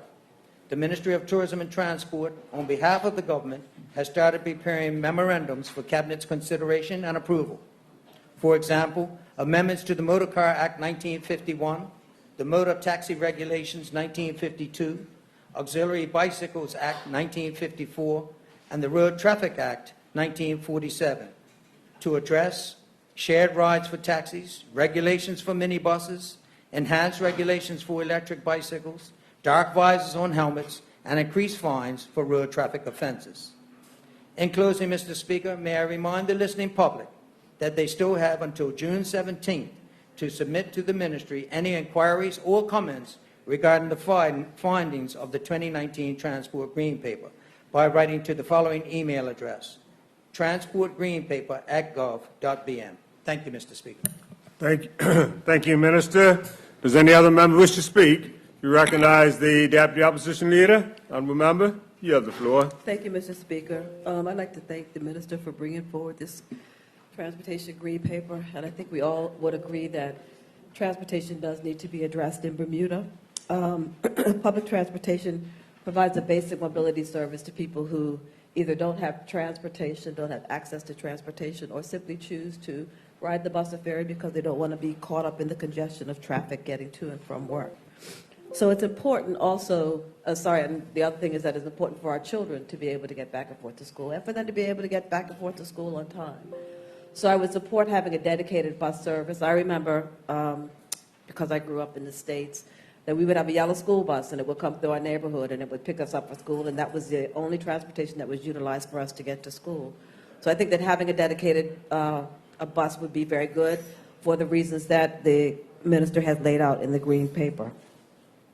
We know that the bus dispute has been an ongoing saga, and while the purported new schedule didn't work out and they've had to revert back to the old schedule, we really need to figure out how we can get a viable schedule in place.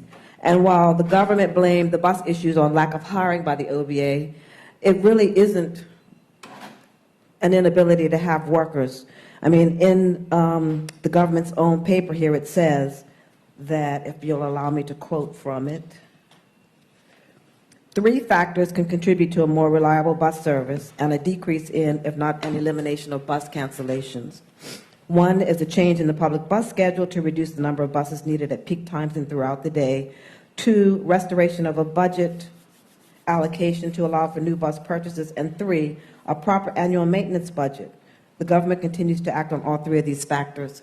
Nowhere does it say that the inability, that they didn't have enough workers to service the buses, and that because the OBA didn't fill positions, that's why we have issues with the buses. Oh, thank you.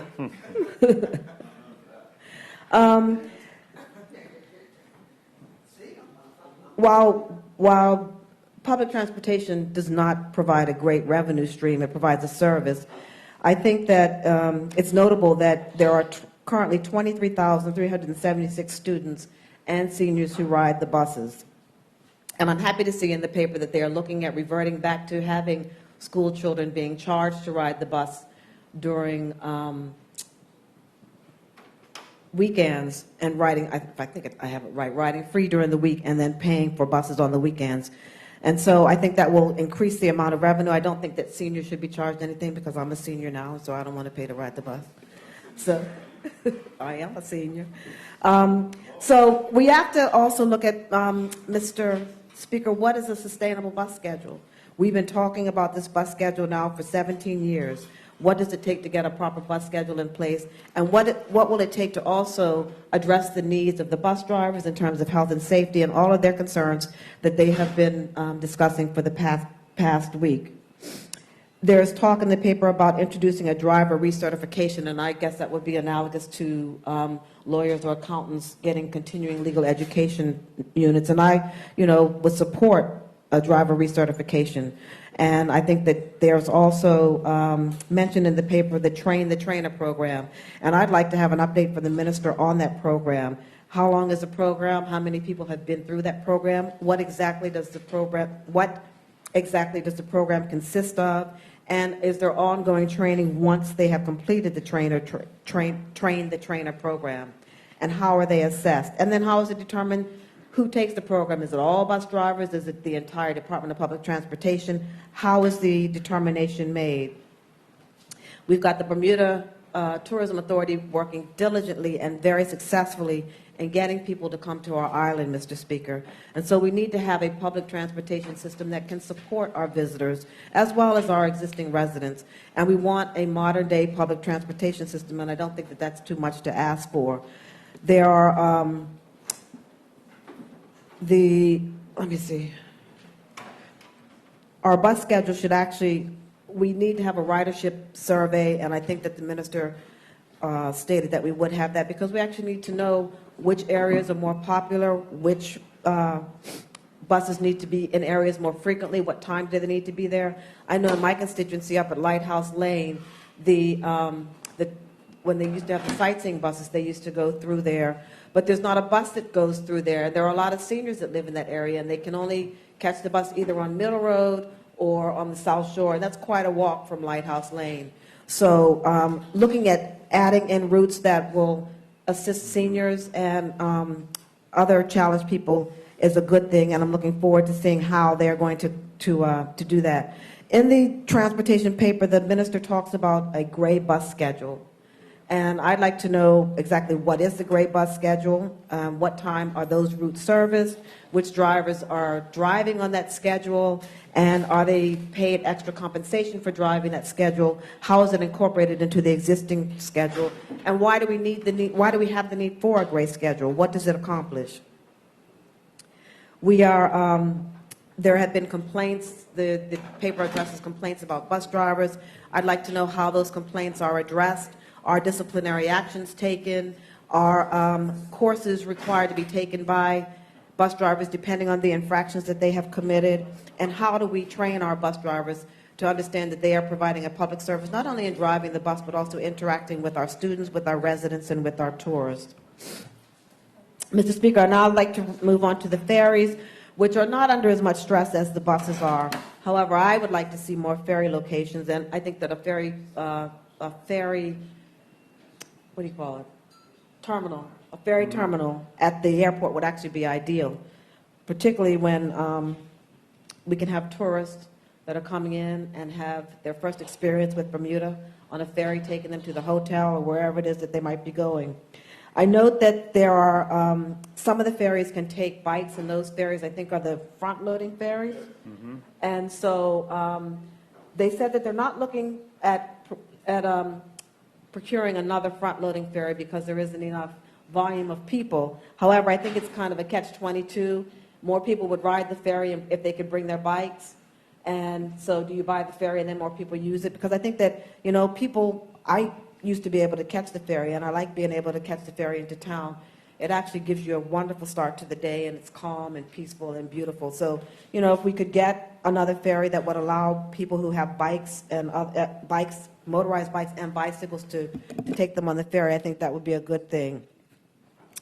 Mr. Speaker, I'd like to also address differently abled people. And I understand from the transportation paper that there are multiple definitions in different pieces of legislation as to what differently abled people is.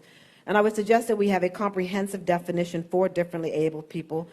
I agree that there are degrees of disability. However, challenges, we can find an encompassing definition that addresses all challenges. I was looking on the internet and looking at in the U.S. what are the states that are ranked number one in terms of having wheelchair accessibility. And Seattle, Washington is ranked number 1 of the top 5 most wheelchair accessible cities in the United States. And so they have made accessibility to disabled persons their priority. And so they've got wheelchair-friendly ferries, wheelchair-friendly taxis, they've got wide ramps, and they have made themselves available for people who want to enjoy their state to be able to enjoy it, whether they're walking on 2 legs, whether they're rolling in a wheelchair, or the not the motorized one, what's the one with the 3 wheel, the tri-chair or whatever it is. In New York City, Mr. Speaker, there's a program that's called ADAPT. And ADAPT is a community network that is working to empower disabled people. And it's also about teaching the community about the needs of disabled people. And they offer programs that include education, health, technology, and residential. And it's one of those things that they actually provide support to other jurisdictions that maybe the minister would like to look into in terms of how we can provide greater support services for our disabled people. And it is ADAPT is the leading human service not-for-profit organization, and they have been providing cutting-edge programs and services for people with disabilities for a very long time. And so we need to be, as a country, more inclusive of disabled people, not just in terms of transportation, but just generally. You know, I know that the minister said that we were going to put up more signage at the buses and ferries. Will that signage include Braille? Because signage is good for people who can see, but for those who can't see, you know, how are they going to be accommodated? And I think we need to address that. I was also very shocked to read in the paper, Mr. Speaker, that a taxi can cost a disabled person up to $200 for a return trip. And if you've got somebody that's on a limited income and having to pay $200 to get to a doctor visit or wherever they need to be, that's ridiculous. And so we need to find a way that's more accommodating. We need to find a way that's more user-friendly and more cost-friendly for our people who are differently abled. You know, it's almost like they're being penalized for being differently abled, and that's not what we want to be displayed as. We should be an embracing community and accommodating the needs of all of our people, Mr. Speaker.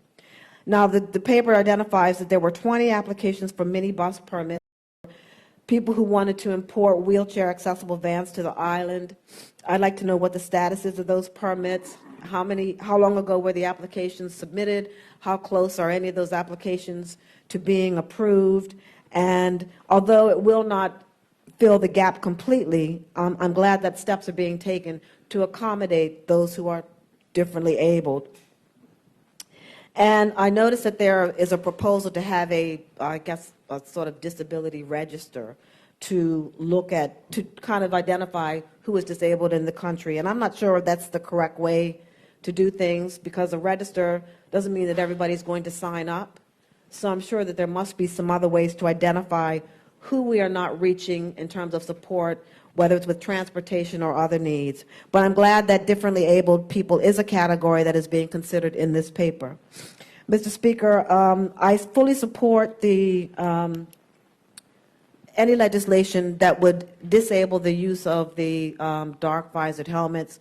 As you're aware, a lot of the robberies and things that have been taking place in the community have occurred by people who are wearing these helmets and these dark visors. And in order to address this, I think we need to put in place the appropriate legislation, so I fully support that. Now, Mr. Speaker, I'm going to speak now about the taxis. And from my understanding, because I have been in contact and in communication with several taxi drivers, and my understanding is that since 2016 or even before, they've been looking at trying to implement a central dispatching system. So up until 2017, I believe, or 2018, there were 3 dispatching companies in Bermuda, and they were BTA Dispatching, Co-op, and Bermuda Island Taxi. And then my information is that there was a moratorium on dispatching licenses granted, and that there was actually someone who was associated with one of the 3 companies that I've just identified who wanted to get a dispatching license and was refused because he was told there was a moratorium in place. However, in May of 2018, Hitch was issued a provisional license, with a full license being issued in October 2018. So the question posed to me is, when was that moratorium lifted, and why weren't other taxi drivers informed of the lifting of the moratorium so that other people could have had an opportunity to get a dispatching license? Now, there was an article in the Royal Gazette a couple of weeks back written by a former president of one of the taxi dispatching companies, and their concern is that the Motor Car Act, which governs taxis, is not being utilized effectively.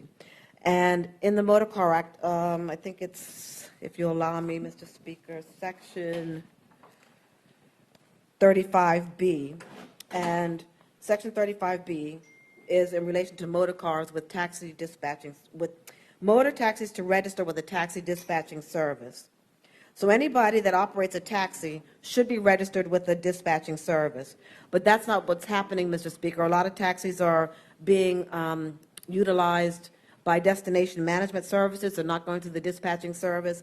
And so what the taxi drivers are thinking is that if there's a central dispatch system, then we can triage where taxis should be. So we won't have a glut of taxis in the West End, and St. George's and the central parishes are neglected.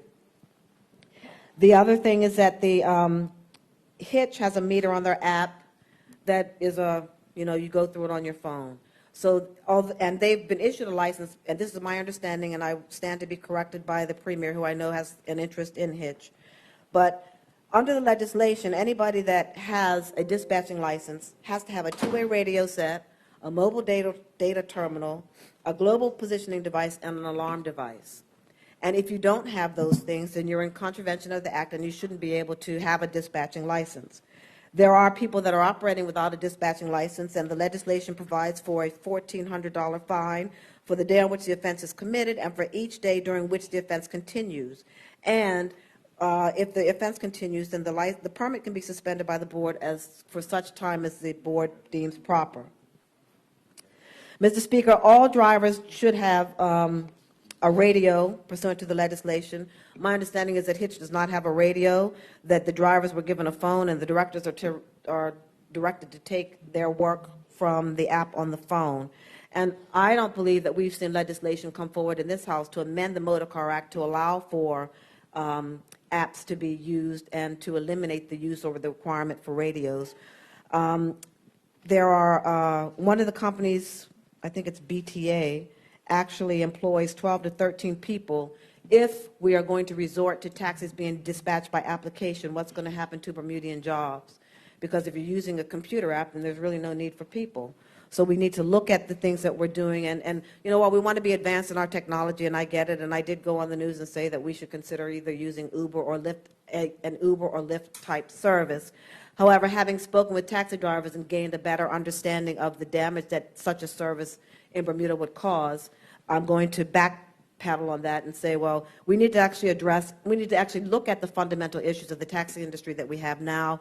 We need to look at the legislation and where the legislation is being violated and practice the enforcement procedures. I believe that the Transport Control Department does have a transport enforcement officers who should be out there patrolling and policing people, and where people are violating the Motor Car Act, then whatever consequences are provided by the legislation should be instituted. I think that we have had a two-edged sword with the road sobriety legislation in that people are no longer going out. And while I believe that the road sobriety legislation is a good thing, people should not be drinking and driving, the challenge is that people are not going out because they're not able to get reliable transportation to get to and from their destination. And so it would be interesting to see whether any data has been compiled since the time that road sobriety has been implemented and what the revenue impact has been on bars and restaurants in terms of people not going out anymore. Mr. Speaker, the minister announced a couple of weeks ago that they were looking at possibly issuing 20 special licenses, and I think he does have the ability to issue, I think it's 87 or 88, but he thought that he would start with a sample of 20 for a temporary period and see where that would go. And the concern with that, Mr. Speaker, is that taxi drivers who have paid $125,000 to $150,000 for a taxi license are afraid that their investment is going to be devalued. And I think I wouldn't be happy if I were a taxi driver and somebody could get a license for $2,000 and I paid $150,000 for mine, and the truth is, Mr. Speaker, the taxi licenses for some people are like deeds. They're used as collateral at the bank to send your children to college, and you can't send your child to college for a $2,000 license. So I think that we need to assess that. And I think the other thing is that currently I believe that there are, and my numbers may be wrong again, I've been working with some members in the industry, but I think currently we have 600 taxi permits that have been issued, and out of those 60, about 50 to 100 vehicles are not on the road. So what are we doing about those people that have taxi licenses that are not on the road? Before we say we're going to issue 20 special permits, let's look at why those 50 or 100 are not on the road. And I think that the Public Service Vehicle Licensing Board should address those taxi drivers. Why aren't they on the road? And if they're not going to be on the road and utilizing their taxis, then they either need to forfeit their license or sell their license. But I think that we need to, before we add anything to what's already existing, we need to address the challenges that we're already facing and see if we can find solutions within the existing industry. My understanding is that with the announcement that there were going to be 20 special licenses and the cost of those licenses was going to be between $2,000 and $4,000, that the banks are looking at reevaluating what value the permits really have. And so we've got to be able to allow people to retain the value of their investment.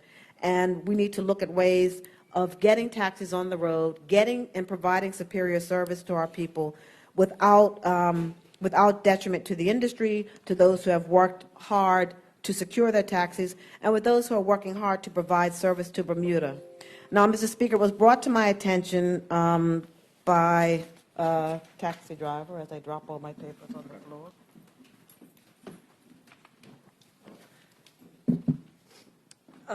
that under the motor car regulations, that, oh, here they are.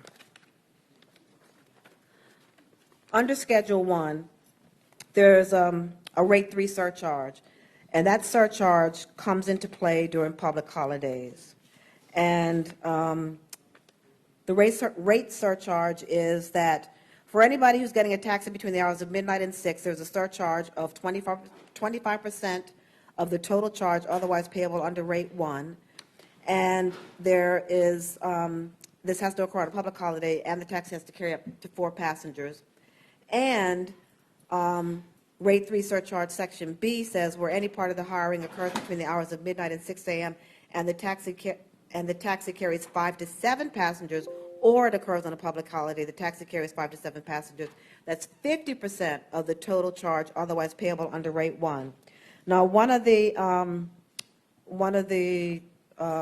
taxi drivers sent me a notice from Hitch that was notifying members that the statutory holiday rates would be in effect for Good Friday and Easter Sunday, which again, as I stated, represents a 25% increase on fares for up to 4 passengers and 50% for 5 to 7 passengers. But my understanding and information is that on top of those 25 and 50% surcharges, that Hitch also charges an additional 12% charge, which is higher than what the other taxi drivers are charging. So, Mr. Speaker, that can't be right or fair for people who are trying to drive taxi and make a decent living and are unable to do so. Finally, Mr. Speaker, I've been provided with some correspondence from the licensed dispatch companies with their concerns about the industry, and they have actually laid out all of their concerns, and I think this was provided to the minister, and I was provided with a copy as well. And the licensed dispatch companies are very concerned about the industry. They're very concerned that a central dispatching system is not going to occur, and they want to know what can be done to address this and many other issues. And they've got some good solutions here. And so I do know that the minister, my understanding is that the minister was provided with this correspondence about a month ago, and the taxi drivers have not yet had a reply, but they have set out their concerns. They are very legitimate concerns, and they have also provided suggested actions and solutions. And I think, Mr. Speaker, that the people that are actually working in the industry and providing the service and performing the day-to-day job of being a taxi driver are actually the best people to discuss the things, the areas of concern, and to provide the solutions, because it is what they actually do. So I'm hoping that the minister will take into account the suggestions and find a way to provide a taxi service that is going to be beneficial for both the taxi drivers and the people of Bermuda, our visitors and our residents. Mr. Speaker, in addition, under the taxi regulations, taxi drivers have to have a code of dress.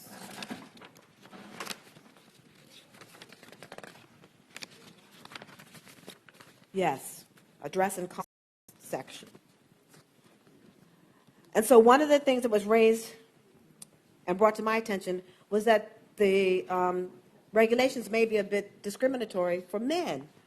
And under section 12(5), it says dress, shoes, boots, or moccasin shoes shall be worn, but not leisure shoes, sneakers, or foot coverings likely to cause the driver to lose control of the taxi, such as flip-flops, clogs, or sandals. And so there are women taxi drivers who wear sandals, and the men can't wear sandals. And so they're disturbed that they're being discriminated against. In general, as I look at the dress and conduct, there are quite a few rules that actually are not followed. There aren't any consequences for not following them, but there is a dress and conduct that should be adhered to all taxi drivers. And again, it's just something that should be looked at and enforced because it's in keeping with the regulations and the legislation. Mr. Speaker, I think. Oh, the other thing is that the taxi drivers would also like to have the ability to accept credit cards. I know that some of them don't. And with the modern traveler these days, Mr. Speaker, I know when I travel, if you're going to New York or Miami or any of those places, they have that little taxi cab machine thing in the back, and you can pick whether or not you want to pay a tip, and it'll print a receipt for you. And so I know that there is also a charge associated with having a credit card service. You've got to pay the bank a fee for having the machine and the processing. And so, yes, it will cut into sort of the revenue of the taxi drivers. But, in essence, it's a cost of doing business, and it is a cost that, if we want to be a competitive jurisdiction or remain a competitive jurisdiction, that we may have to incur. But it may be something that, the government consider buying the machines and selling them to the taxi drivers at a discounted rate so that they could have them in their taxis. I think that covers all of the things that I was going to talk about, Mr. Speaker. I think that some of the other members of my team are going to address the paper. Generally, I'm very glad to see that we have a green paper. I'm a bit disappointed that it's not going to be a white paper, because I think a white paper kind of enshrines what the green paper sets out. And it also provides a form of accountability, because you put it in the white paper, you said you're going to do these things. And, the thing with having a green paper is, we can pick, choose, and refuse the things that we are not going to do. But again, as I said, overall, I think that it's a good step forward. I hope that we can get the transportation issues that we currently have resolved. We've got the PGA coming up, and I'm sure that the minister would like to ensure that there is sufficient and viable transportation for the people that were visiting our islands. We also want to make sure that the bus drivers are working in a safe environment, and that when they have to go to places to the restrooms, that the restrooms are safe, that they're clean, that they're hygienic, and that we are all working to better Bermuda and our public transportation and our tourism industry, because they go hand in hand. So thank you, Mr. Speaker. Thank you, Honourable Member. Does any other Honourable Member wish to speak? We recognize the Honourable Member from Constituency 2, Honourable Member Swan. You have the floor. Thank you, Mr. Speaker. Good afternoon. Mr. Speaker, I'm pleased to speak to this green paper on transportation. I thank the Minister for bringing it here. I want to thank Ms. Stacey Evans, who I know has done a great deal of work in the preparation, and the team from the Ministry of Transport who have been involved in this process. I single her out because on one of the boards that I serve, she actually took some time out to meet specifically with us to share with us what was taking place and to get feedback, and that was greatly appreciated. Mr. Speaker, I will declare my interest. I am a frequent user of the public transportation system, and I carry my card not because I've reached the age, although I'm fast approaching. I carry my card as one who would go down my wife more frequently than I am, and buy that 3-month package, which makes it far more economical. And dare I say that we've long boasted on having a very good public transportation system in Bermuda. The island runs east to west, 1.5 miles in its widest portion. It runs from the east, where the sun rises and decides that it's going to park. That's the way the island travels. We go with the flow of nature, and the COP will go that way this year, as it's supposed to. But I digress there, Mr. Speaker, because I only have 30 minutes on an important topic. Transportation reflects very much the social makeup of any society. And in university, in addition to playing a lot of golf, I majored in social science as well, and spent a great deal of time in different communities where transportation are handled in different manners. And for many years, we prided ourselves on our transportation system. Transportation has been something that has come under the proverbial microscope. And let me point, because it's easy to point fingers, but let me, and I just want to single out Mr. Herman Baisden, who in his role for many years as director of PTB, my next door neighbor for many years before he took ill. And I just want to say that he often emphasized to me the importance of transportation economics, of which he studied at the London University. He's very proud of that and very proud of his time there and the relationship that he had fostered with those who operated under him at PTB. And my association through running a government Quango for some 8 years before working as a private contractor allowed me to come in close contact with some others who have been at TCD, like Mr. Terrell and Mr. Oliver, Stan Oliver, who later went on to be a permanent secretary and then to head the civil service. And so many experiences has allowed me an interaction with some key people who helped develop our transportation industry along the way, have allowed me to garner a little bit of a perspective from as a dear country boy. But when I looked at this report, the numbers that allowed me to appreciate the dynamics that have shifted in Bermuda is that in 1999, Bermuda had 355,000 visitors by air.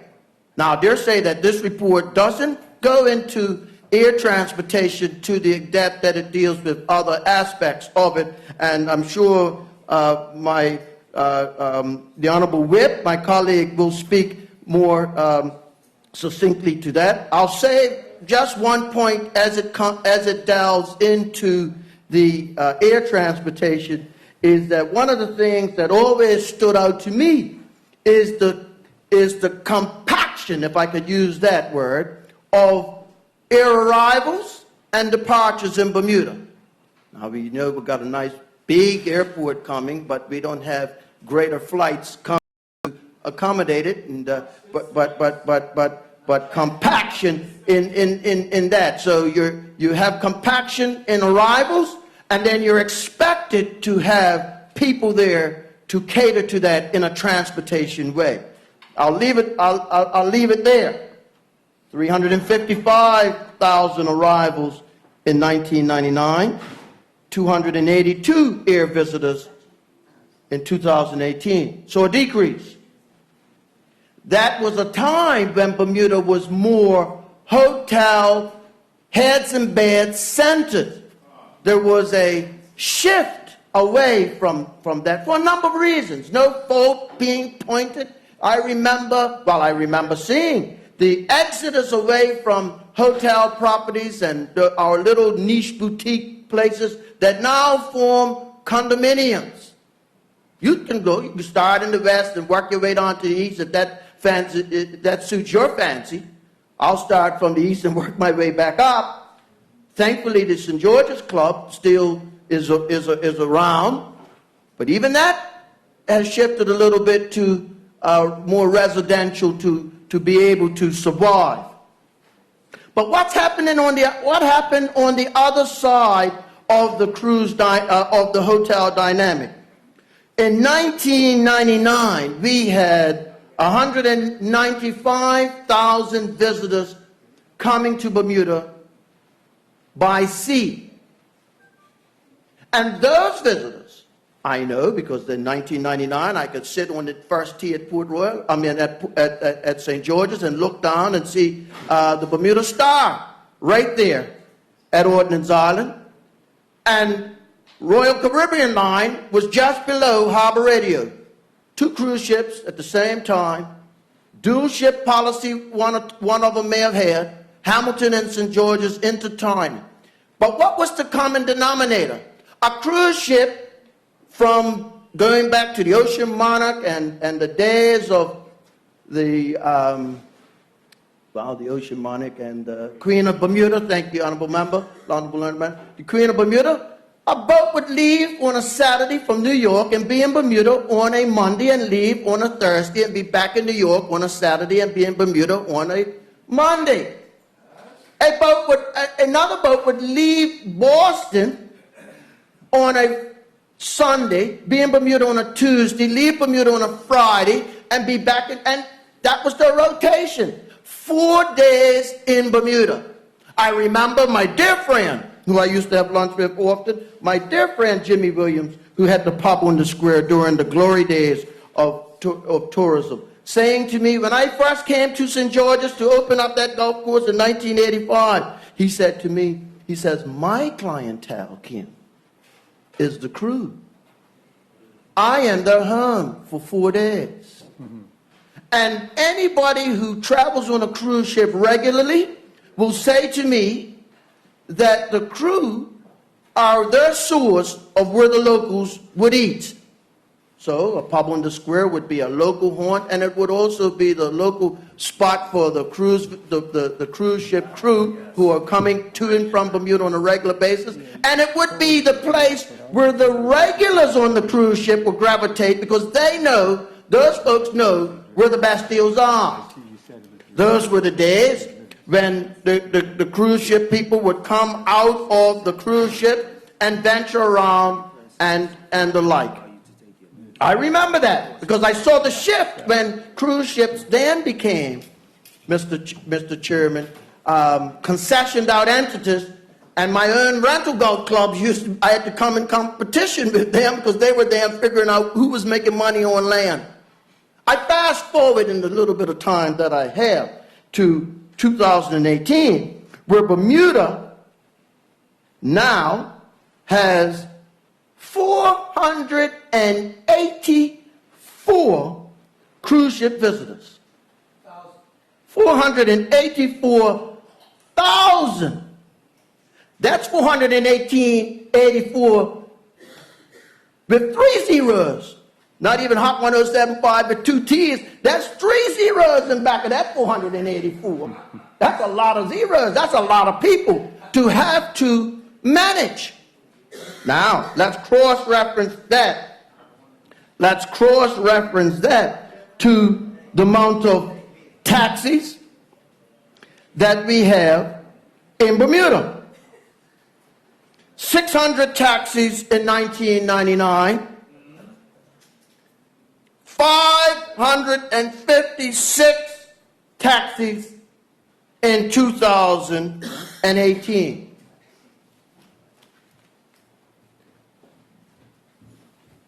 minibuses.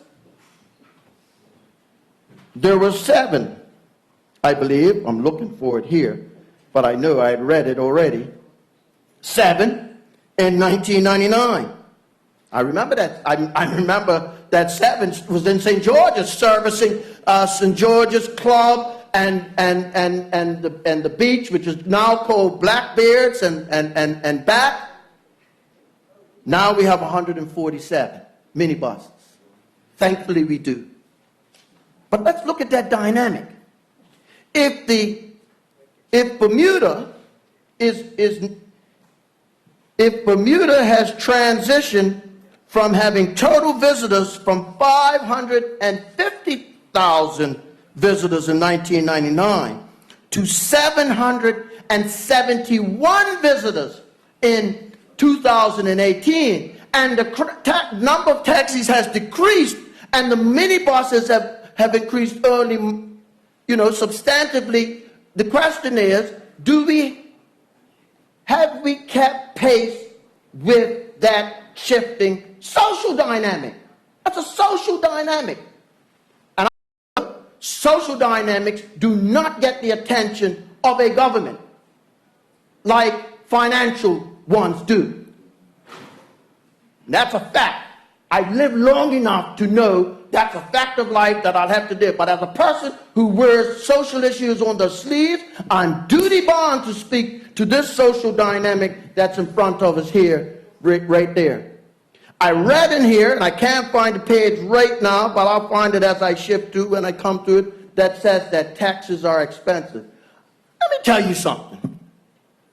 Taxi drivers, just like any other business person, have all the responsibilities of cost of health insurance, payroll tax, and all the like. Okay? And except for some reductions that I see posted, 5% or less, pay the same fuel cost that we pay.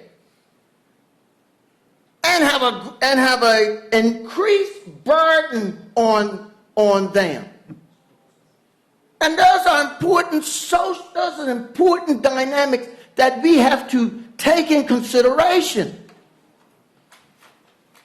Mr. Speaker, how come that clock keeps ticking away? I mean, time and tide waits for no man, as my grandfather. Don't waste your time. Keep talking. I'm going.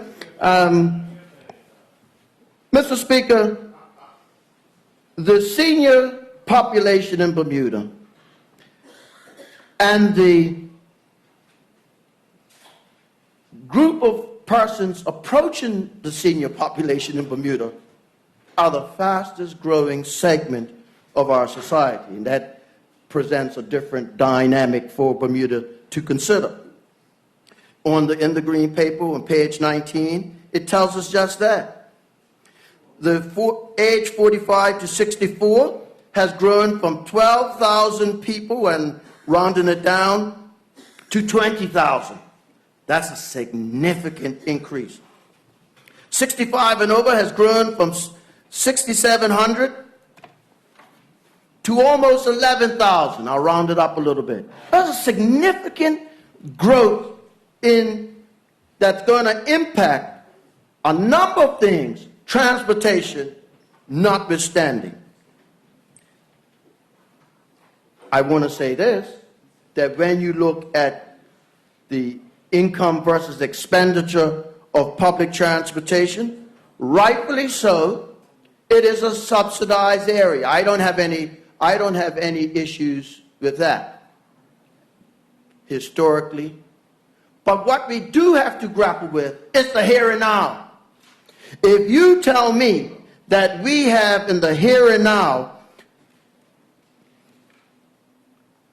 some 700,000 visitors, 771,000, almost 800,000 visitors to cater to versus 550,000 visitors to cater to in 1999, and you have less taxes than you did then, you have more people, less providers. That's Houston, there's a problem here, a serious one. And in the here and now, we have a nice problem in the fact that we got more visitors to have to address. So that's for a country. Every week you hear people trying to tickle up the government and find all the faults. The government has created a nice problem to have to solve. And let me digress to say that the creation of that problem came with great criticism, even from the person who stands here speaking today, because many of us have had a field day on the cruise ship, the big port over in Dockyard. But thankfully, as I see it every day when I'm up at Port Royal, that wonderful place that's hosting the Bermuda Challenge, thank you very much for that. But I see the minibuses going by. Last week I spoke about the opportunities with our forts. It didn't get any coverage in the paper. That's understandable. I understand that. I don't expect what I say to be covered by the Daily. Even if it makes sense. That's the problem we have in this country when it comes to people who really understand passionately issues, and there's a partisan approach to how they are covered. It's a problem.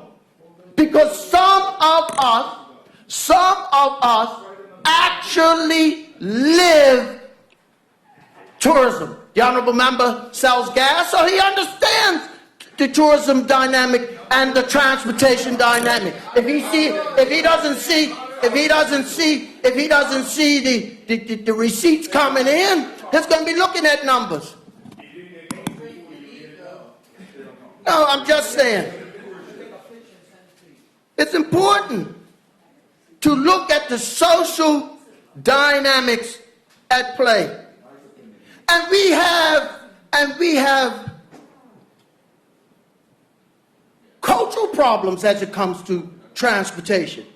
I remember back when, in 1979, when I was at Davis, California for the NCAA championship, and I remember the University of California, Davis, you talk about progressive thinking, they had they had paddle bike only campus for the whole university. But you know out west are way ahead when it comes to things like being laid back. World catches up later. As a consequence, in a small society like Bermuda, we've got to look at that. Because the flip side of that, the Minister of Health speaks about, is those of us who aren't walking the way we used to or should be now, we need to create a culture by virtue of our challenges that encourages greater use of paddle bikes and the like, walking community and the like. Now let me say this when it comes to the bus problem that we're faced with for an immediate consideration as we consider this green paper. I was most pleased to see some thought being given to the challenges that communities such as St. David's face. Let me say that it's not just St. David's. Ferry Reach and Cut Road experienced the same problems. Ord Road and Spanish Point experienced the same problems. Porn Hill and, dare I say, Soundview Road experienced the same problems. The day has come when Barnes' Corner needs to be, the new Barnes' Corner needs to be Rockaway Port Royal. Think about it. You got a bus running up the south, you got a bus running up there, and you got a major facility that the government's going to put millions to promote to the world, and a cruise terminal that can be a major link, and the public system hasn't linked up to it yet. We need to do that. And guess where a large percentage of seniors live? Right there in the honourable member who sits in front of his constituency. So I'm sure if he's in agreement with me, he might even elaborate far more than my time permits. Look like you're seeking support. It's a green paper, and I had some latitude The only problem is, Mr. Speaker, with these new rules that I help introduce, I don't have the time. Well, it's now 12:30. I'm going to ask a question. Do you intend to finish in the next minute, or you want to use the rest of the remaining 10 minutes that you have? I got 10 minutes. I'll take the whole 10 after lunch. Well, after lunch is good. One of the ministers want to rise and break us to lunch? Yes, Mr. Speaker, I ask that we break for lunch. And return at 2 o'clock? And return at, yeah, sure, let's do 2 o'clock. Okay. Members, we now stand adjourned for lunch until 2 p.m.